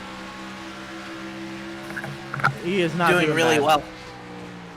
And maybe this plays into a little bit of a road course driver's kind of hand. Maybe like the sweeping carousels at a road course. This is what like turns 1 and 2 feels like, and 3 and 4 is a very difficult entry. So maybe this is more of a road course driver's oval. That and Pocono. That's what it looks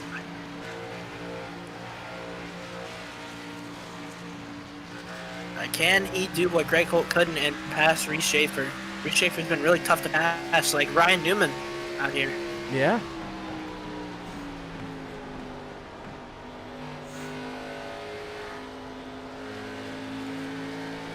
Schumacher's got to run. He's got to go with it. He's got to go with it. He's not going to take it. Oh, he's going to send it. Peeking. No. He's going to send it. No. He's got to take that. Yeah, he had a huge run. That was a mistake. Oh, Tyler Markle and Doug Solms. Oh. Almost collected there. Oh, and this is going. Oh, here comes Schumacher. Oh, Schumacher. Can he get it?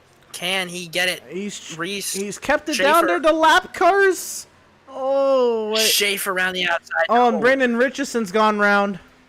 Oh, big wreck. Oh. That might bring out the caution. Oh man, right. There's the leaders going by. I don't think it did. Yeah, let's see what happened. Take a look at a replay here. Oh, he was all by himself. I don't think it will.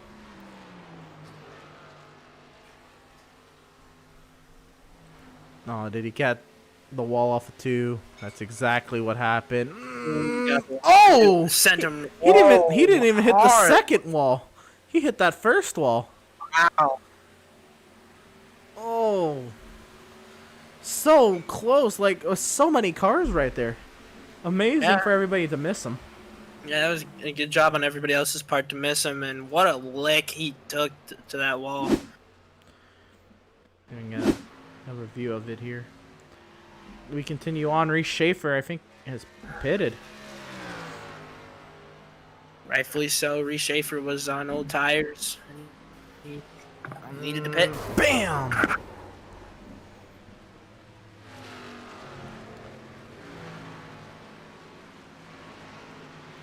Woo! That wall had a nice chunk of sheet metal to eat. And it was unfortunately at the hands of Brandon Richardson. Schaefer looked very slow turning into the box. See if everything's alright. But, we continue on. Seth Berger now has a 1.2 second advantage over Max Service. Here comes Service, trying to short pit his teammate. What a beautiful pit entry. That is so hard to do. Yeah, that was a good pit entry from Max Service. I want to see now. We're coming up to green flag pit stops. Apparently, how are some of these drivers' pit entries going to be, especially up front? Max Service had a good one, so you got to think the short pit means a lot at Darlington, and then he had a good pit entry. So Seth Berger's got to have a good pit entry. Oh, he's got to come around the lapper. 2 lappers. Don't speed, don't miss it.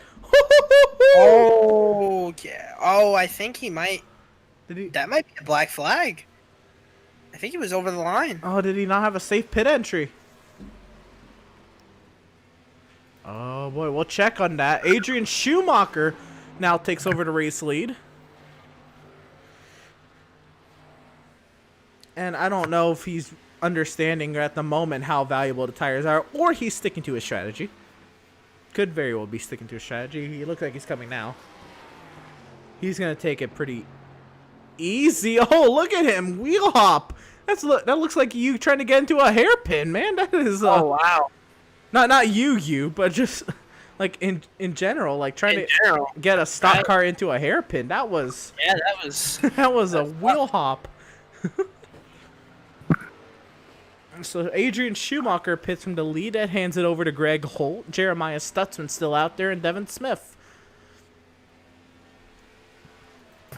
Seth Berger comes off the pit lane.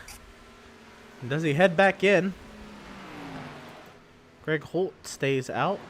Jeremiah Stutzman stays out. Seth Berger stays out for now. But if you're given a penalty, you're given 3 laps, so he might be going as long as he can.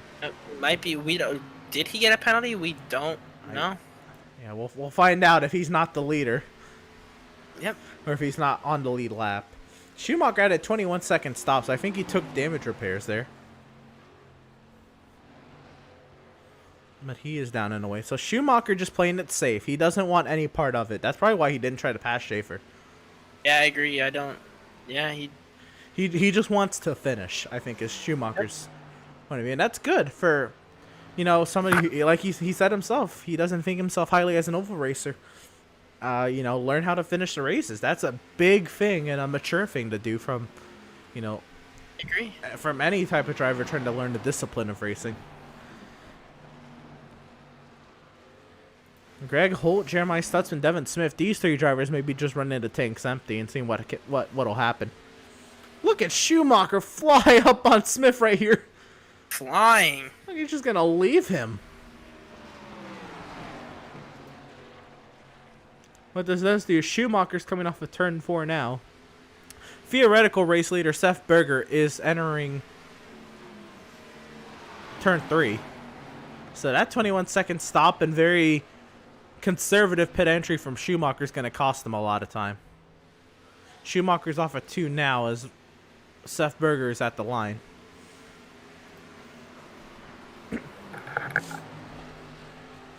So what Schumacher can't do is have another long stop like that. Schumacher's going to have to get aggressive on a pit entry or not take damage repairs next time. I think there is one more stop left in this race. Here comes Holt, but he was also racing the lapped car of Miz into pit entry. Oh, did he make it? Can he make it? Oh. He makes it, and I think that's not a penalty from what we've seen from Seth Berger, and Jeremiah Stutzman takes over the lead. Last week's race winner, someone you didn't expect to beat you last week. Nope, I didn't expect him to beat me at all, but hey, props to him. He got the better of me. Jeremiah Stutzman continues, and looks like he's coming, and he's ran it dry probably. Devin Smith is coming. Couldn't this week.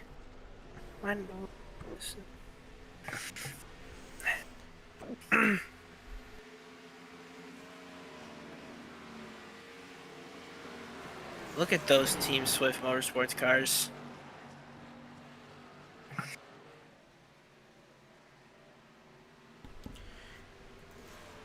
Adrian Schumacher has passed Greg Holt for 5th. So Schumacher's kind of in a double whammy here. He pitted pretty early and had a slow pit entry and a slow stop. So he's going to get, passed by the drivers on fresh tires later in the run. And then he's already just at an advantage to start. But who's not at that advantage is Max Service. He is coming. He wants that lead, and he wants it now.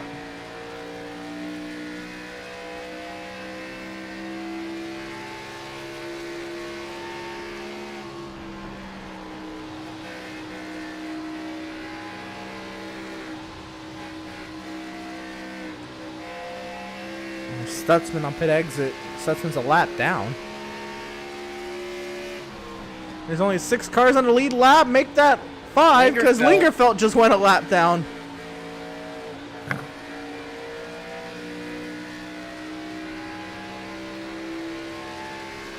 With as many cautions as we had, I did not expect only 5 cars to be on the lead lap. Yeah, I can't believe that. That's kind of insane. I don't know if that says how many cars have damage or how good the leaders are. I'd say damage. But these two guys are also dominating out here today. Yes, sir. Here's the battle for position going on right here. Stutzman on Lingerfeld.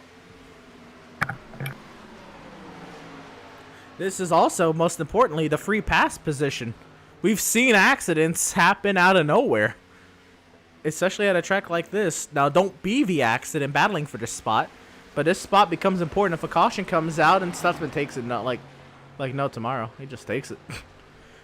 That was too easy for Stutzman. I think Lingerfeld might have not pushed it too hard. Back to the battle for the lead, and really the only other battle on the track.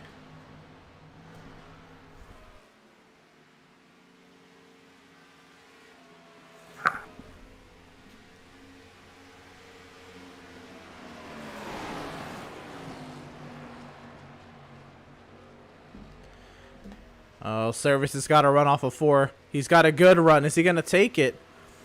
I doubt it because he hasn't taken it. He's just staying behind the teammate. Maybe he's sizing him up, trying to learn for later.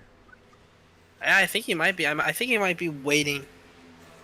And as time goes on, once he sizes him up, learns the lines, I think he's going to get him in attack. I think for him, I don't think it matters how many laps he leads. I think he just wants to win.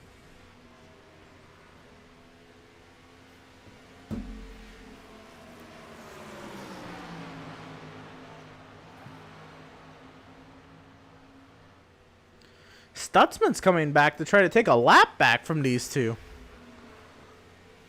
Now, remember how long ago these two pitted, and Stutzman just pitted. But Still, that's remarkable in its own. Yeah, it's really good on his own, and Whoa. Oh, Seth, where you going, buddy? What do you do if you're Stutzman? You're faster than the leaders, but they're the leaders.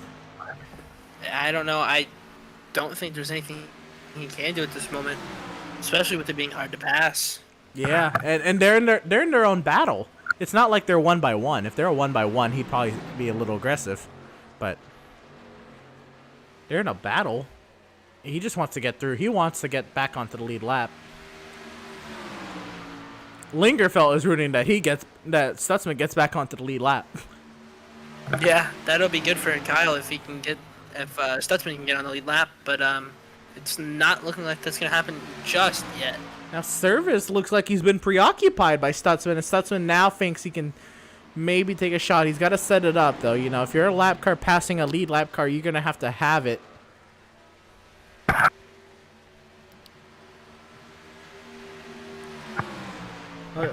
Let's take a look at the pit laps.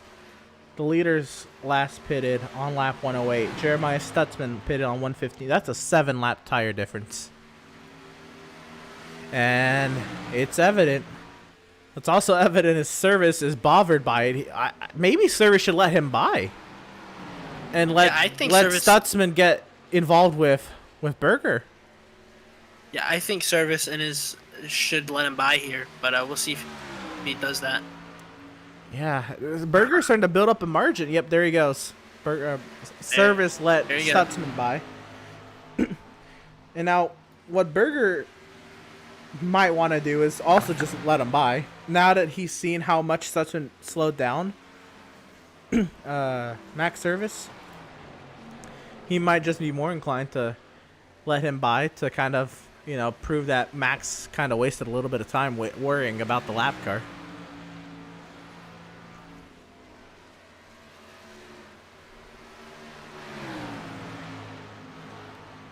There was a pass for the 8th position. Devin Smith has gotten by Garrett Velzy. That's just recently happened. We can take a quick look at it.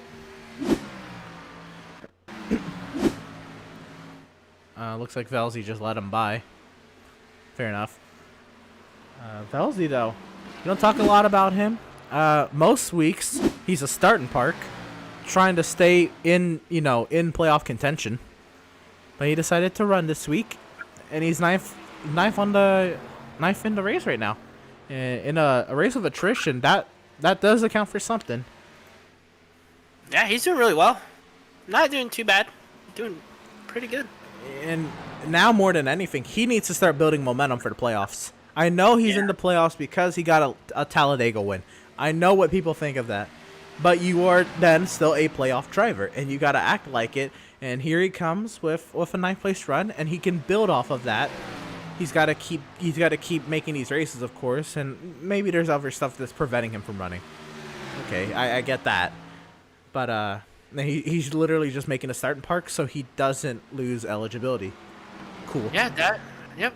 But now when he does run, he's not having the greatest of days. But today he's ahead of a good chunk of good names. Man, that's a good thing for him. And again, this is the 8th race before the playoffs. Next week will be 7, and next week, where are we at? Are we at Lucas Oil next week or the local? Let me just see. I could be wrong. I think we could be at Kentucky too, man. We are at the Charlotte Roval next week. Yes, time for me to do a track guide. We didn't get a track guide from you this week, Jacob. After that accident, I think we're okay.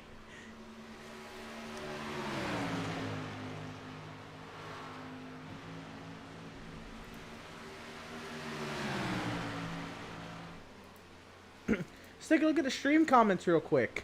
Of course, Burger Nation rise up. Mark Burger says, nice job, 77. Rebecca Burger says, go Burger Nation. Mark Burger says, props to Seth's teammate for running the paint scheme, Burger Nation. Pam Williams says, just joined in to see our guy doing his best as always. Go Seth. And right on, Burger Nation in full force as always. Love to see him, and I'm sure I'm sorry, Max. Seth Berger loves the support. We need to get Max some support, man. Max has had a great race, but right now just outpaced by Seth Berger. Yeah, I think some support for Max would definitely be needed here. But it's been tough. I think now Berger needs to let Stutzman by here. We'll see if he does. I don't think he has to. He is still gaining on Max service. Like, Stutzman would like to go by, but for Berger's case, if we get another yellow, you don't want another one, but if you do, you want as least amount of cars on the lead lap as you can. Yeah, I agree, and let's see what happens, what conspires here. Yeah, if Seth was being slowed down by Jeremiah Stutzman, I think Seth would let him by. Yeah, but he's But not. It looks like Seth continues to gain on Max service, even with a lap car pressuring him. I wonder if Service uses tires already. I wonder if tires come into play here. Or is there some sort of saving going on to maybe prevent a that two-stop could to the end? Maybe. I don't know. I know Max Service was also pretty fast last week, and I think he was also wondering how an alternate strategy beat him. So he might have been looking into what happened last week. Oh, here comes Stutzman. He's got the run. Is Berger going to give it up? No.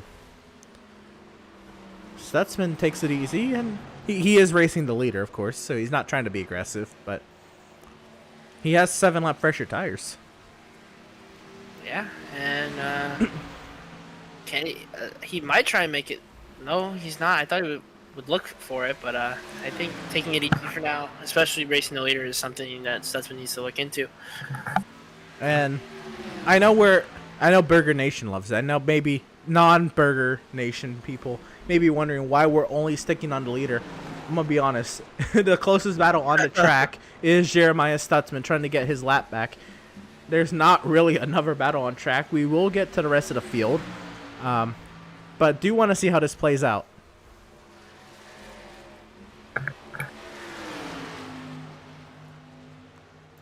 The next closest battle on track is right now Miz catching up to Eric Peck.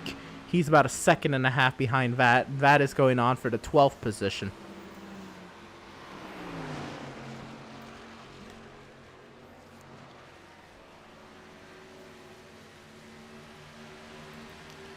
Let's see a little bit of onboard action from last week's race winner and first driver 1 lap down, trying to change that. Jeremiah Stutzman. Up 5 from where he started. Oh, he's... Whoa. Oh, wow.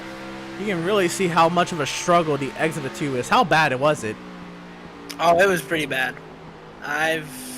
You have to let off really hard off the exit. It was bad.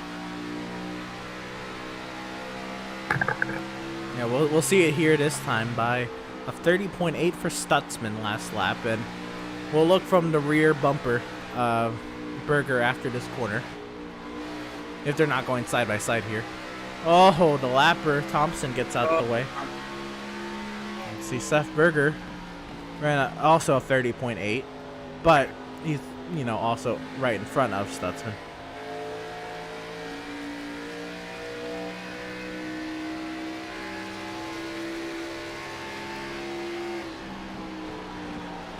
Yeah, it looks like these tires are starting to wear. Running 31s.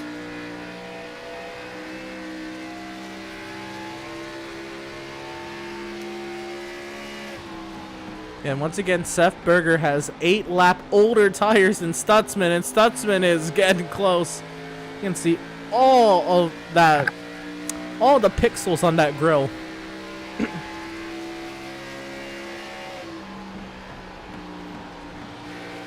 30.967 for Seth. That's Max. Sorry. And a 30.946 for Stutzman. Still faster, but of course in the slipstream and desperately trying to find a way around them. And down to 124 there. 3 and 4. Ray Schaefer was talking earlier about how the draft is definitely the same as Kansas. Very, very poor. How about Reese Schaefer? Let's take a look at how he's doing in the third position. Up 3 spots from where he started. He started 6th. Oh. He continues on, 31-1. Oh, Brendan Richardson's crashed. Oh no, not again. Is this a yellow though? We'll watch the replay. But... I think that's. Oh, Malenko's just blowing an engine right there on pit lane. That's also fun. That's fun. Let's see. Oh, he was slow by himself. Okay, he maybe just pulled off the track. Yeah, that looks to be the case. Yep, I think that 29 car called it a night.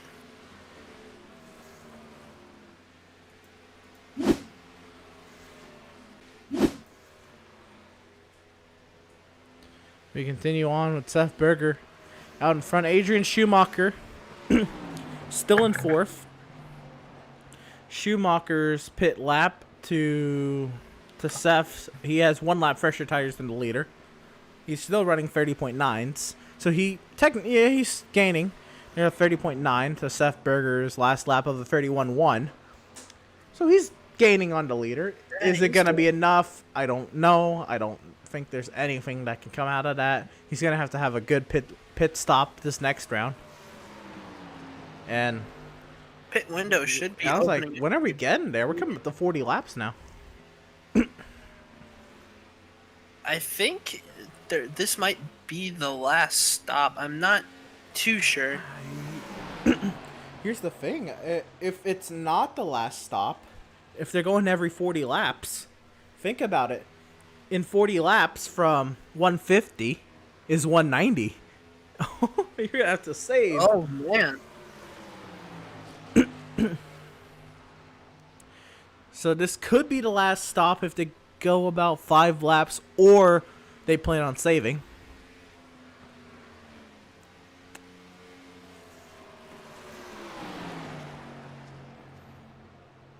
Or they get their saving done now. Or they get it done now, which will be. Which I think Stutzman is fine because he has 7 laps on Berger. Stutzman is good to go on 1 more stop. Can't say the same for everybody else who pitted 7-8 laps before. Is Stutzman gonna win this thing again off pit strategy?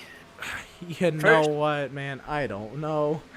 First, he has to get his lap back, but if he can win this thing again off pit strategy, what a brain from Jeremiah Stutzman. And what we'll really want to watch is when does Reese Schaefer pit? Because he was the first one to pit of the front runners last time. Pit on lap 105. So he's already gone 43 laps. And so he's going to have, if he can pit 149, he should be good. Which, this is his lap 148.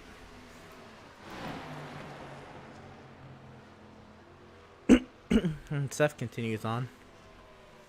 I think this is going to be the last stop by a very little margin, but I think it'll be the last stop.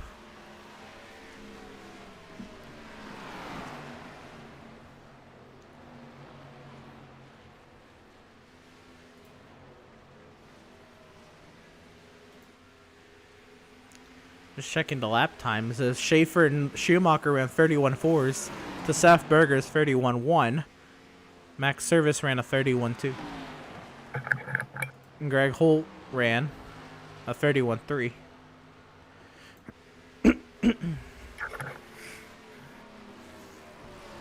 Lap 30.9. Yeah, it looks like this upcoming stop will be the last stop.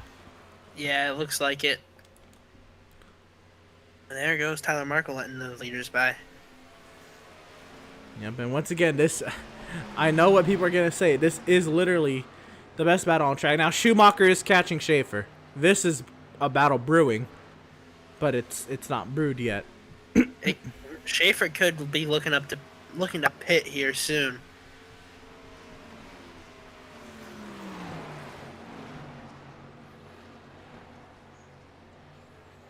Yeah, this gap is really coming down between Schaefer and Schumacher.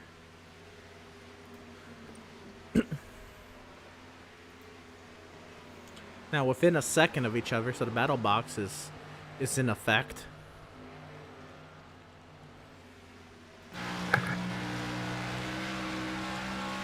And Tyler Markle's at the pit lane.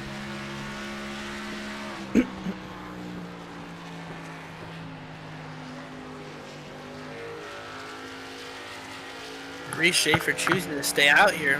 What if Adrian Schumacher catches him? Will he consider pitting? That's a question that will be answered shortly.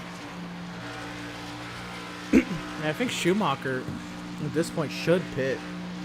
A road course driver works a race backwards and pits, at the first available opportunity. And here comes Schaefer, so Schumacher should not go more than one more lap.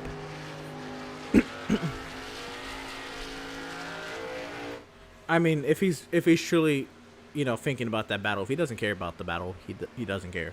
If he doesn't care, then I mean, it is what it is.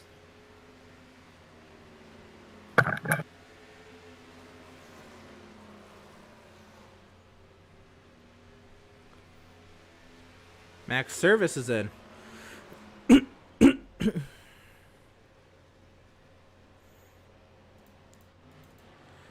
Adrian Schumacher stays out a lap. Greg Holt stays out a lap. There's not too much Stutzman can do. He's just done as much as he can do. Yeah, I don't think passing Berger. I think he's done trying. And I feel like if he could have passed Berger and gained a lot of time, maybe we're talking a different thing. And maybe he, if he got past Berger early, he didn't get past him at all. If he got past Berger pretty early on his fresh tires, he could have made up a lot of time, and then could have done the exact same thing. Oh, and now here comes Reese Schaefer looking to the inside. Yeah, very fresh tires. Schaefer should have no problem. This could be tight, though, coming off of turn 2.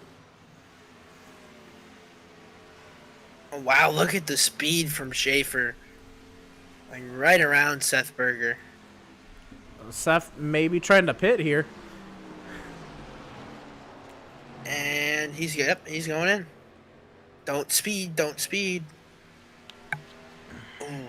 I don't know what the speed limit, or I mean, even if I knew the speed limit, I don't have an active speedometer of the car. Speed limit is 45 miles per hour. That makes sense.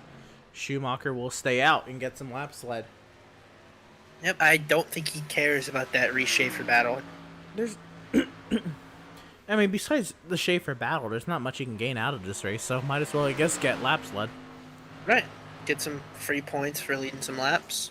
Yeah. Well, he already got the point. I don't think he's gained the point for most laps either, but just get it out there, I guess.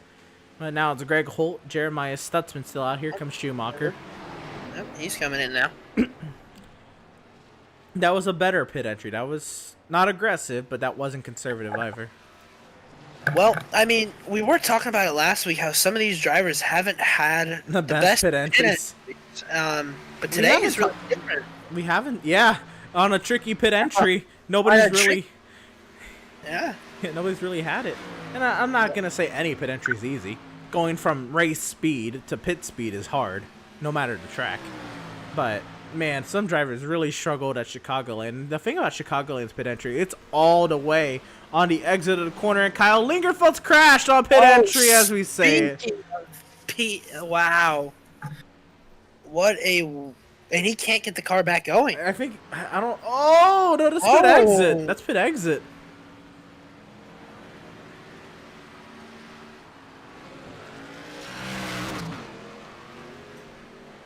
Well, let's see what happened. Yeah, this is pit exit here. Comes off the pit lane. Reminds me of watching your pit exit last week. Garrett Velzy. Yes, pretty much the same scenario, but you save it, he doesn't. I save it, he doesn't, yep. But pretty much the same thing. You both just kind of got a little happy on the throttle on pit exit. And he couldn't get the car around. Yeah. That's not going to help his green flag run that he still has to go do to finish the race.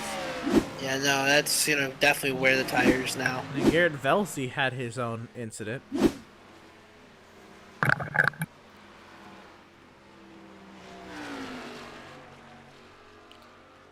Happens here.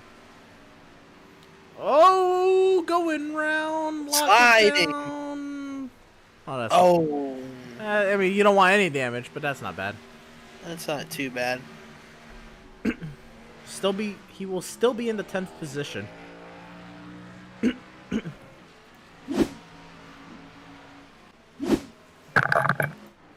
Anyway, Greg Holt is your race leader, and he comes into the pit lane now. Devin Smith comes in. And Jeremiah Stutzman takes over the race lead. I think he just wants his lap lead point.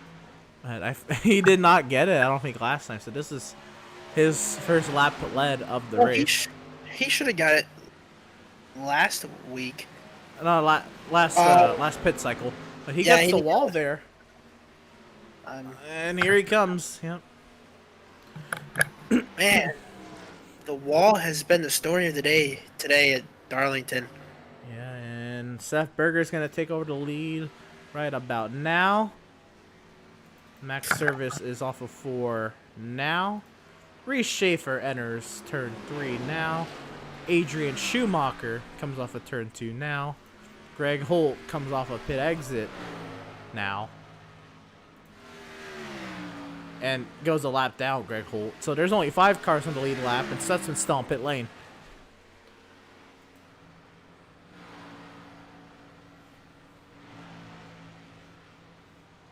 So there's going to be 4 cars on the lead lap when this is all done.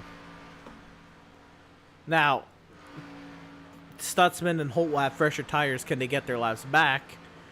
That's another question. But and they went really late. I don't know if there's any advantage to that, but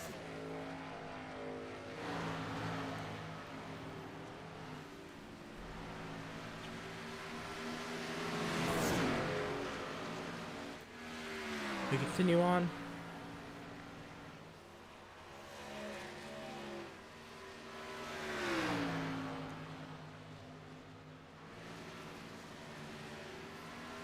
And what a race it's been. Josh McClune hits the pit lane. McClune has not had the greatest of days. He's been in a couple accidents.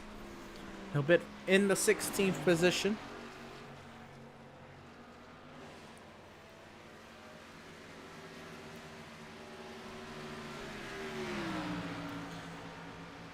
And yeah, there's there's not a lot going on.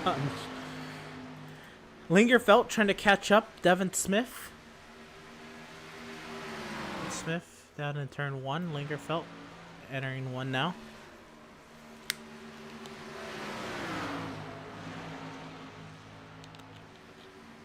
Okay. So, Alright. when there's not too much going on, let's take a look at kind of recap the day thus far. I know you're gonna love that. Oh yeah. Let's not do that. Well, we're Please. gonna go ahead and do it anyway. And I don't even know where to start. This is such a big incident that brings out the first caution.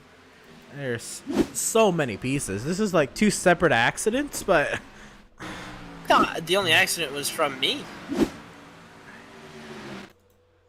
I guess there was more. there was more behind you. Uh-oh. It's having trouble finding how far back it was. This is lap 21 when this happened, so I have to go back live and then try it again. Yeah. Try it again.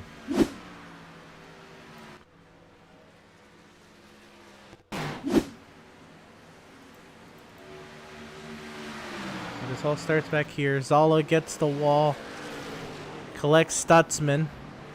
So that happens. Then Zala meets Richardson on corner exit with Cardulo. So all that's going on, but that's not even the biggest part of it. There's still a whole other half of the wreck that goes on at pretty much the same time. Thompson collects Gardner, which collected Smith, which collected St. Cour. An 8-car accident on lap 21. And I truly don't know what to say. There's so much that happens here. We start with Zala. There. Getting the wall, collecting Stutzman.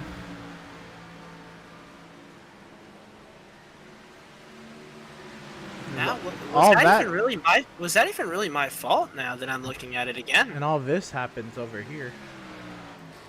And then one more view heavy. I don't know. Well, let's see. There 2 accidents in frame there that it's gonna kinda fall out of frame there. Wow. And then down here, Cardillo gets the wall. Yeah, I don't think that. Wow. Okay. So anyway, that happened, and we'll find this. I think this is just Zala pulling off the track. Here's an accident that brings out the caution on lap 53. Joseph Kossi catches up to lap traffic. And unfortunately, Peck is braking. Kossi brakes. Colt doesn't know to brake at that moment. And Kossi had nothing he could have done. Yeah, there's nothing to do there. That's just a tough break for the 88 car. And then, let's see, when this caution came out, it's a little bit ago, who was... The next caution was, I think it was McClune in this one.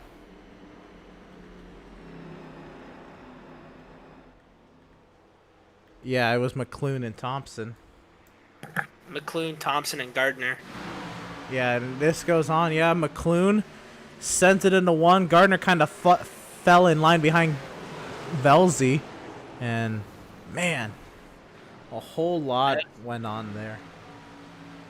Took out a lot of good cars. And that's one thing you can't do at Darlington. That was the last caution. Now, from then on, it's been single car spins. And Richardson, unfortunately, has had a couple of those. This one all by himself on lap 101.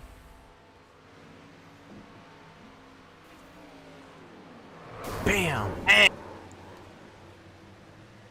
What a lick. 119, Brandon Richardson. Yeah, this is where he pulls off the track. Yeah, this is where he pulls off the track. Kyle Lingerfeld on pit entry. This is his lap 156. I'm sorry, pit exit.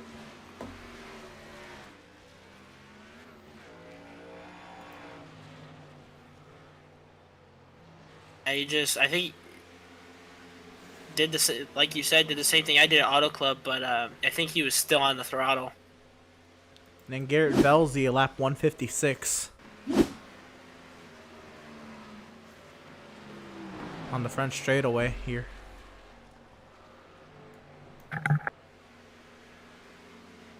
So we continue on after this. There has been a battle brewing, and Schaefer is catching Max Service. We go back live. Might take a bit. Actually, Schumacher's catching Schaefer. My bad. Schumacher now, can he get a podium? You know, I think that might be the case here tonight. I think Schumacher has a chance. With 15 laps to go, why not?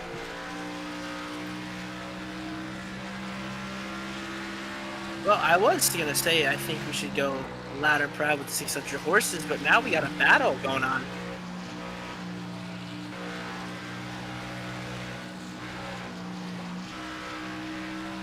I hit the wall.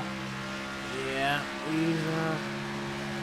he's trying. We're going a little loud and proud here as it is. I agree, and Schumacher's really getting it in there. Yeah, he's got a huge advantage here. He's sizing him up, but he's got to send it. He knows the laps are winding down. If he wants it, he's got to want it now.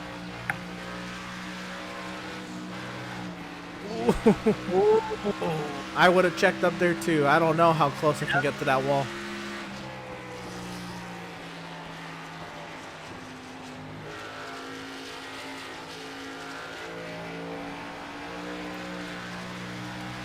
Lisa Berger says, keep the focus, go number 77.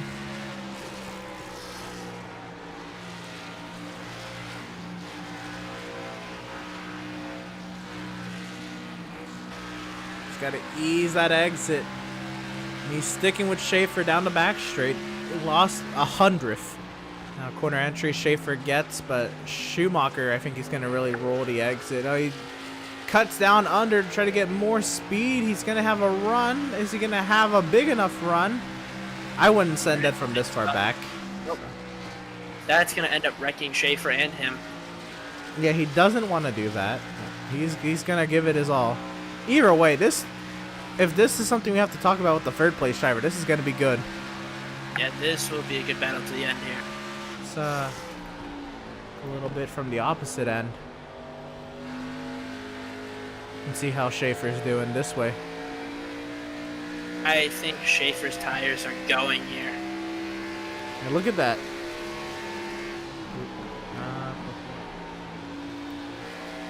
Look at that gap. It was a second on lap 176, and Schumacher just closed that thing down. He's got to run. He doesn't want to wreck him, but at what point do you forget about wrecking someone? Just get the spot. Oh, he's got to run here. He's got him here. No, he falls back in line. He falls back in line. I really thought he was going to send it there. Yeah, I thought he was too, and no, he doesn't. Tyler Markle might have something to say about this battle on fresh tires.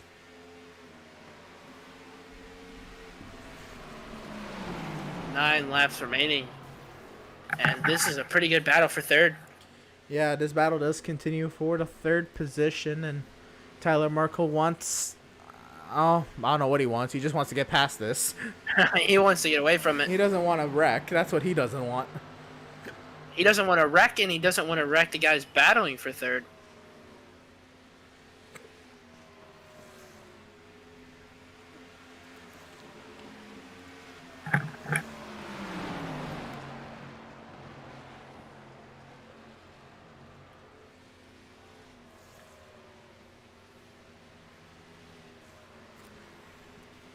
Eight laps to go.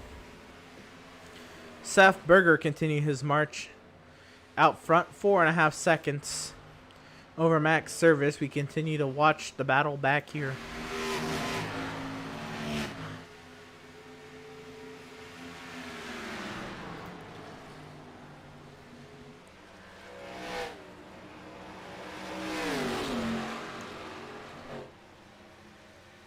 Now, what Schaefer wants is Tyler Merkel to pressure Schumacher into battling him. Schumacher has got to know that Tyler Markle is really there's nothing for Tyler to gain here, and it's just got to kind of run his race. Tyler Markle is several laps behind the next closest position he can gain, so Tyler's not even really in this. Schaefer really slow through that corner. Sorry for interrupting. Yeah, you're good. He is, but Schumacher, he gets a little bit of a run. To be fair, I don't think it's a substantial run because you don't want to be at the guy's quarter panel going into turn one. You want to be side by side, but at some point you gotta act on it. And Markle might have something to say. Schumacher, he's starting to peak. He's starting to get aggressive, and he's still not gonna take it though. 5 laps to go. Oh, he's got a good exit here. I think he wants it now. Get him. He's going to try. He's going. He's sending it.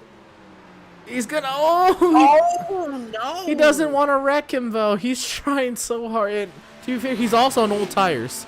That is hard to pass on old tires. It's hard to pass. And then it's hard to pass cleanly on old tires.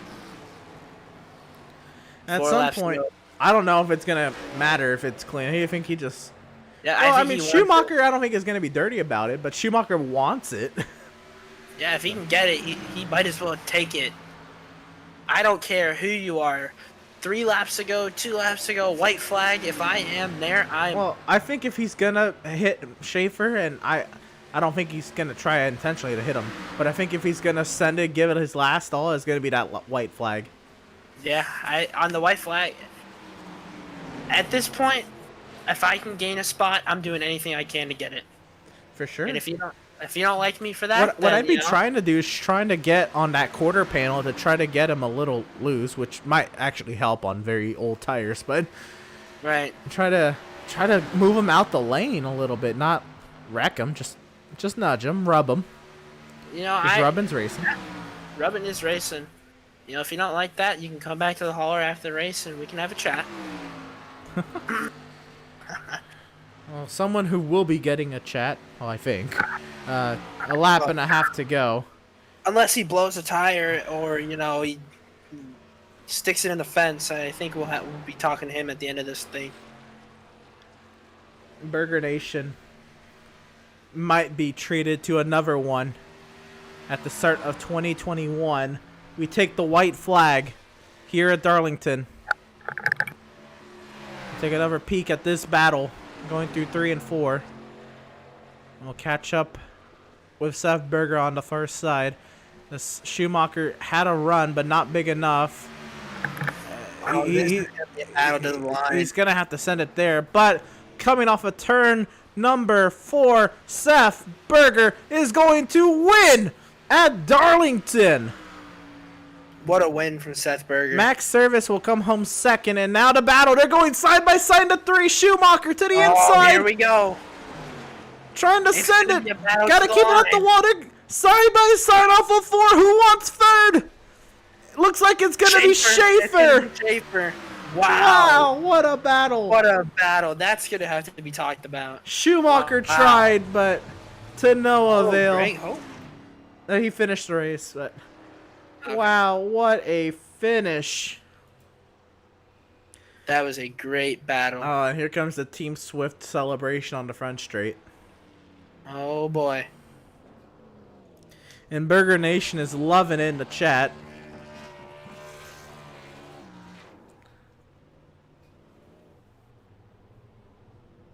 Oh, here we go.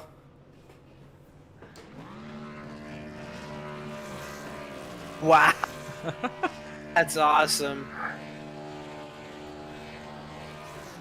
Burning it down on the front straightaway is Team Swift Motorsports, Seth Berger, Max Service. Yeah, they're going to really try to get it here. That's going to be a screenshot.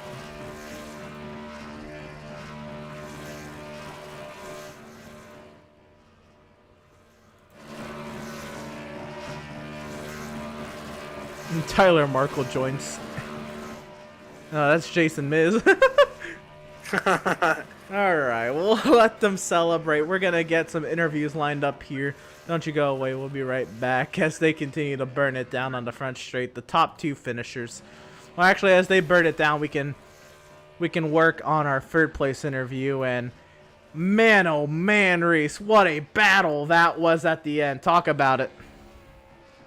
You know, I came out of pits and I saw Adrian was behind me, and I was like, I just saw that relative just creeping down, and I knew I was going to be in a lot of trouble. But just similar to Kansas, the track really hard to pass, so I knew I could probably hold them off for a little while, and lucky enough, I kind of found a good groove, kind of coming in 3 and 4, kind of going high and coming back low a little bit, kind of making him just eat my draft and, you know, really slow him down, and then allowed me to hold him off barely at the end there. We were side by side. Got a little sketchy, but got pulled through. So, I don't know. I feel like a lot of this race, the person battling you was faster, but you had such a great defense. You were holding your line that they either couldn't get around you, or, you know, they didn't want to wreck you trying to pass you, so they didn't, like, send it into the corner. What do you think that says about you, and do you feel the same way? Yeah, you know, it's kind of that, you know, that short track vibe. It is, you know, the only way they can pass you is just, you know, if you kind of just hold your line, it shouldn't be able to pass you. This track, you know, even though it's a long one, it's very narrow, and it's really really hard to find any groove to get around people. The only real shot you have is start of the run and just hoping for the best. That people are have worse lines or a little slower. So I knew that I could probably defend people pretty well, but it definitely worked really really well, which is awesome. So really helped me pull out this top three. All right, I'll let Jacob kind of ask you questions, wrap up your interview here. All right, Reese, how's it going, man? It's all right, man. A little up and down, but pulled through. Top All three. right. What I want to ask you is what was the problem with the car tonight? I hit the wall.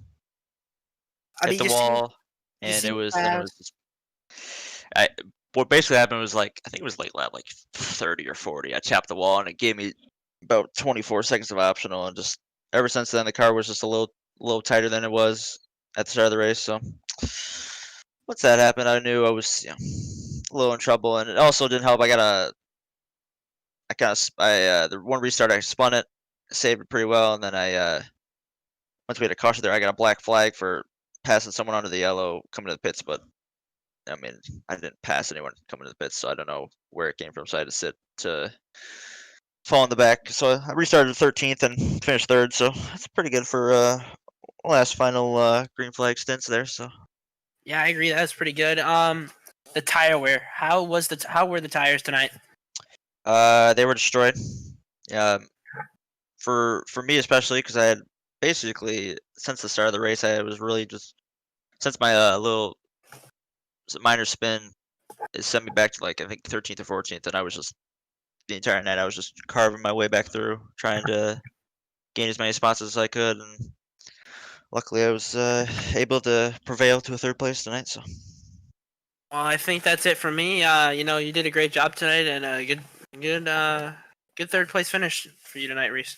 so, thanks guys.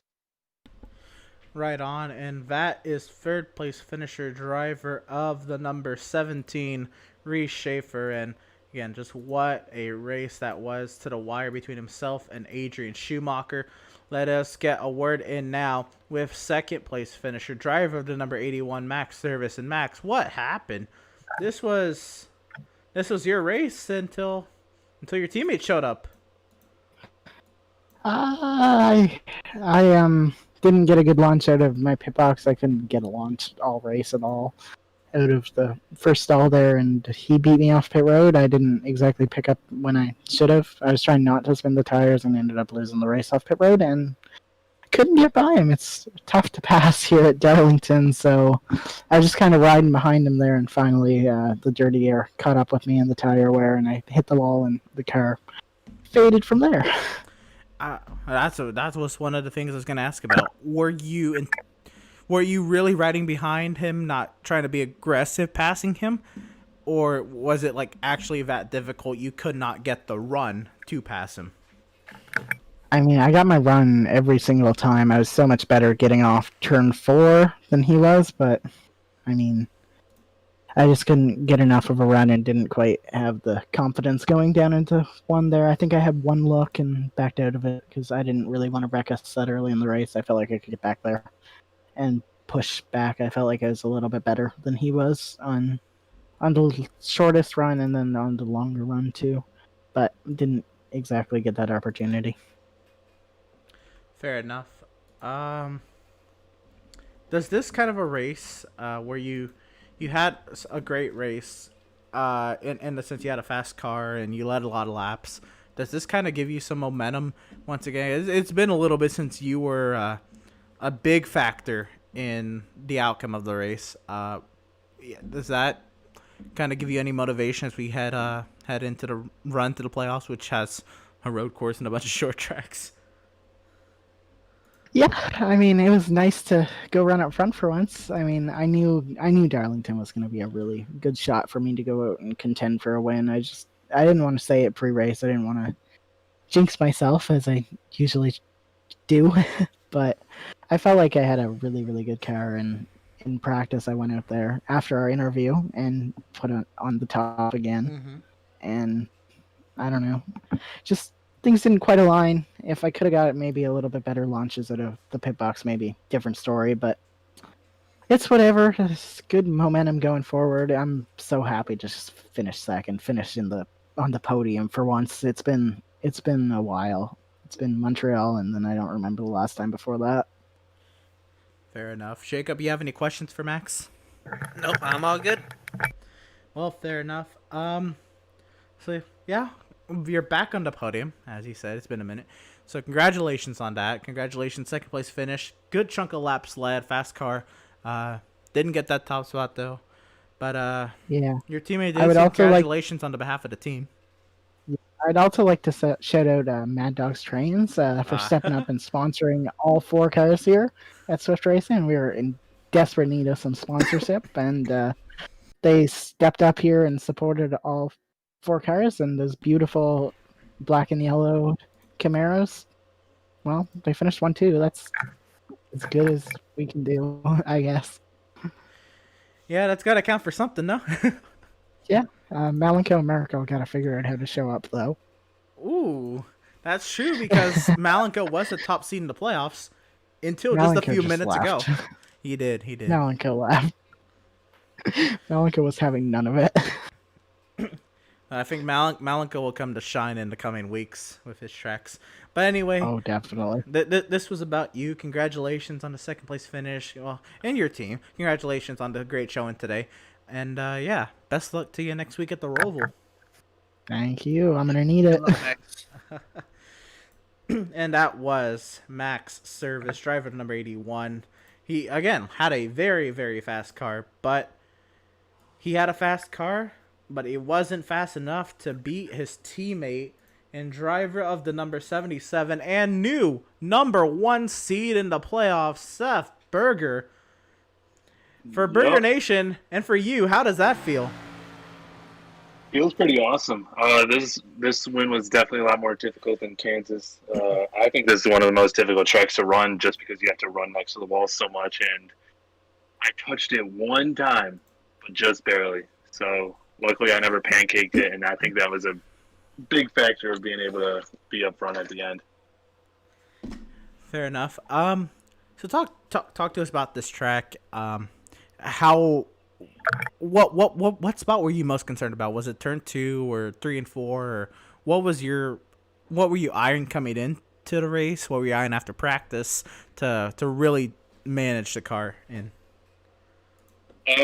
Going into the race, I was probably most scared of 3 and 4 just because you carry so much speed through 1 and 2. You want to almost carry that same speed through 3 and 4, but it's just impossible because it's a totally different turn.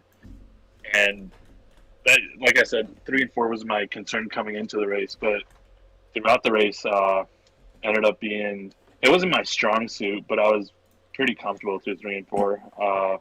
Where I was trying to make up the most speed was coming out of 2, so you'd have to push it every time out of there, and it got close a couple of times, but yeah, that turn 2 was a trouble spot for almost everyone tonight, I think. So, good showing for Team Swift Motorsports. But Max, if at least at the beginning of the race, it literally looked like Max had this race a big portion of the first part of the race, but that last caution, what went on pit road? I got into my box and got out of my box really well, so I think that was it. I didn't spin the tires too much coming out of the pits there on that last caution.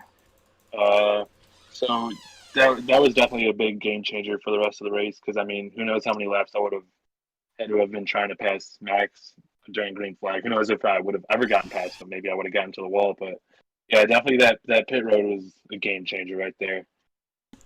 Was there at any point in was there any point in that battle with Max that you thought, okay, he was just like that much faster, even though this is for the lead, where teammates might consider letting him by, or was it, this is the lead, I'm staying in the lead?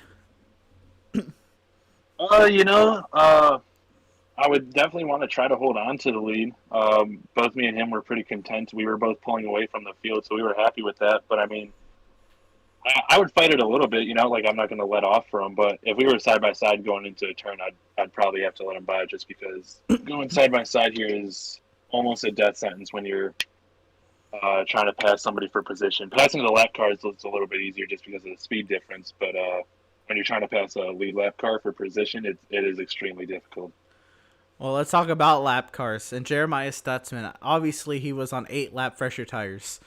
Did you feel the pressure when he was breathing down your neck? And were you ever tempted to let him by because he was right there? Or because, if a caution came out, that would just be another car in the lead lap you didn't? Or did you even care? He was staying behind Max for a few laps there I saw until Max screwed up, so Max let him by, and then he caught up to me really quickly, and he just really wasn't showing his nose that much. I mean, there was one time I almost pancaked the wall out of turn 2, and he could have passed me, but he slammed on the brakes to stay behind me, so I don't know if he was trying to save fuel, but I mean, if he showed his nose, I knew he was on fresher tires, so I wasn't going to try to contest that much, but I mean, if he wasn't really trying to pass, I wasn't going to let off, That's fair enough. Jacob, you have any questions? I think I just got one. Seth, we talked about how you won Kansas, and now you win Darlington. Where do you put this win on the pedestal of wins that you have so far? I think Nashville is probably still number one just because of how exciting that finish was, green, white, checkered. But I think this Darlington win is a second or third place, and it would compete with my first one at Homestead. Fair enough. 4 wins on the season, number 1 seed in the playoffs. What's the game plan, and what are we expecting at the Roval? Win, win, win, and win. Fair enough. All right. Well, congratulations on your 4th win on the season, top of the playoffs. The great performance for Swift Motorsports, and just gotta thank night. Mad Dogs Transfer sponsoring all 4 cars tonight. Oh, for sure. And you got anything to say to Burger Nation? 'Cause I know they're all still here. They were going hard for you. Thank you all for the support. Makes me enjoy racing on Wednesday nights, and it's cool to have people supporting me. So thank you. I don't know what else you could say. Great job tonight. Great race. Thank you. Right on, and that was driver number 77, race winner, number 1 seed in the playoffs now, Mr. Seth Berger. And Jacob, so you were in the car a bit, and then you watched a lot of it. What was this race like? And then after watching it, did you learn anything? Trash. This track is one of the, Darlington is got historical moments, but the track is absolutely terrible. To be fair, I didn't really learn too much. 3 and 4 has been a pain for me at Darlington. Anywhere we go, and it's still a pain to me today. And I don't think there's anything I could watch that'll give me any knowledge on how to take turn 3 and 4. Fair enough. Let's take a look at some of the post-race results now that all the drivers have crossed the checkered flag after 192 circuits around the track. Too tough to tame. The lady in black, the Darlington Raceway. Top of the charts, we had Seth Berger with his near 5-second advantage over Max Service. Reese Schaefer comes on P3. Adrian Schumacher 4th. Greg Holt will be the first driver 1 lap down in 5th. Jeremiah Stutzman 6th. Devin Smith, first car 2 laps down in 7th. Kyle Lingerfeld in 8th. Andrew St. Cour, great points today for him. He'll come home in 9th. Not in the playoffs yet because Miz got up to 12th, but that battle is tightened up even more. Garrett Velzy will come home 10th. Kevin Thompson, a great run for the awareness he's trying to give for the Meniere's disease. Sean Thompson very eloquently and much neededly pointed out in the chat. So again, great showing for Kevin Thompson in that 89, and what a great cause that he had on the car. And Jason Miz will come home in the 12th position. Jacob, take the second half of the field here. All right, 13th place, you have Doug Solms. What a finish for him. 14th, Eric Peck. 15th, Tyler Markle. 16th, Joshua McClune. 17th, Adam Gardner. 18th, Brandon Richardson. 19th, Andrew Pratt. 20th, Malenko. Landon Cardulo in 21st.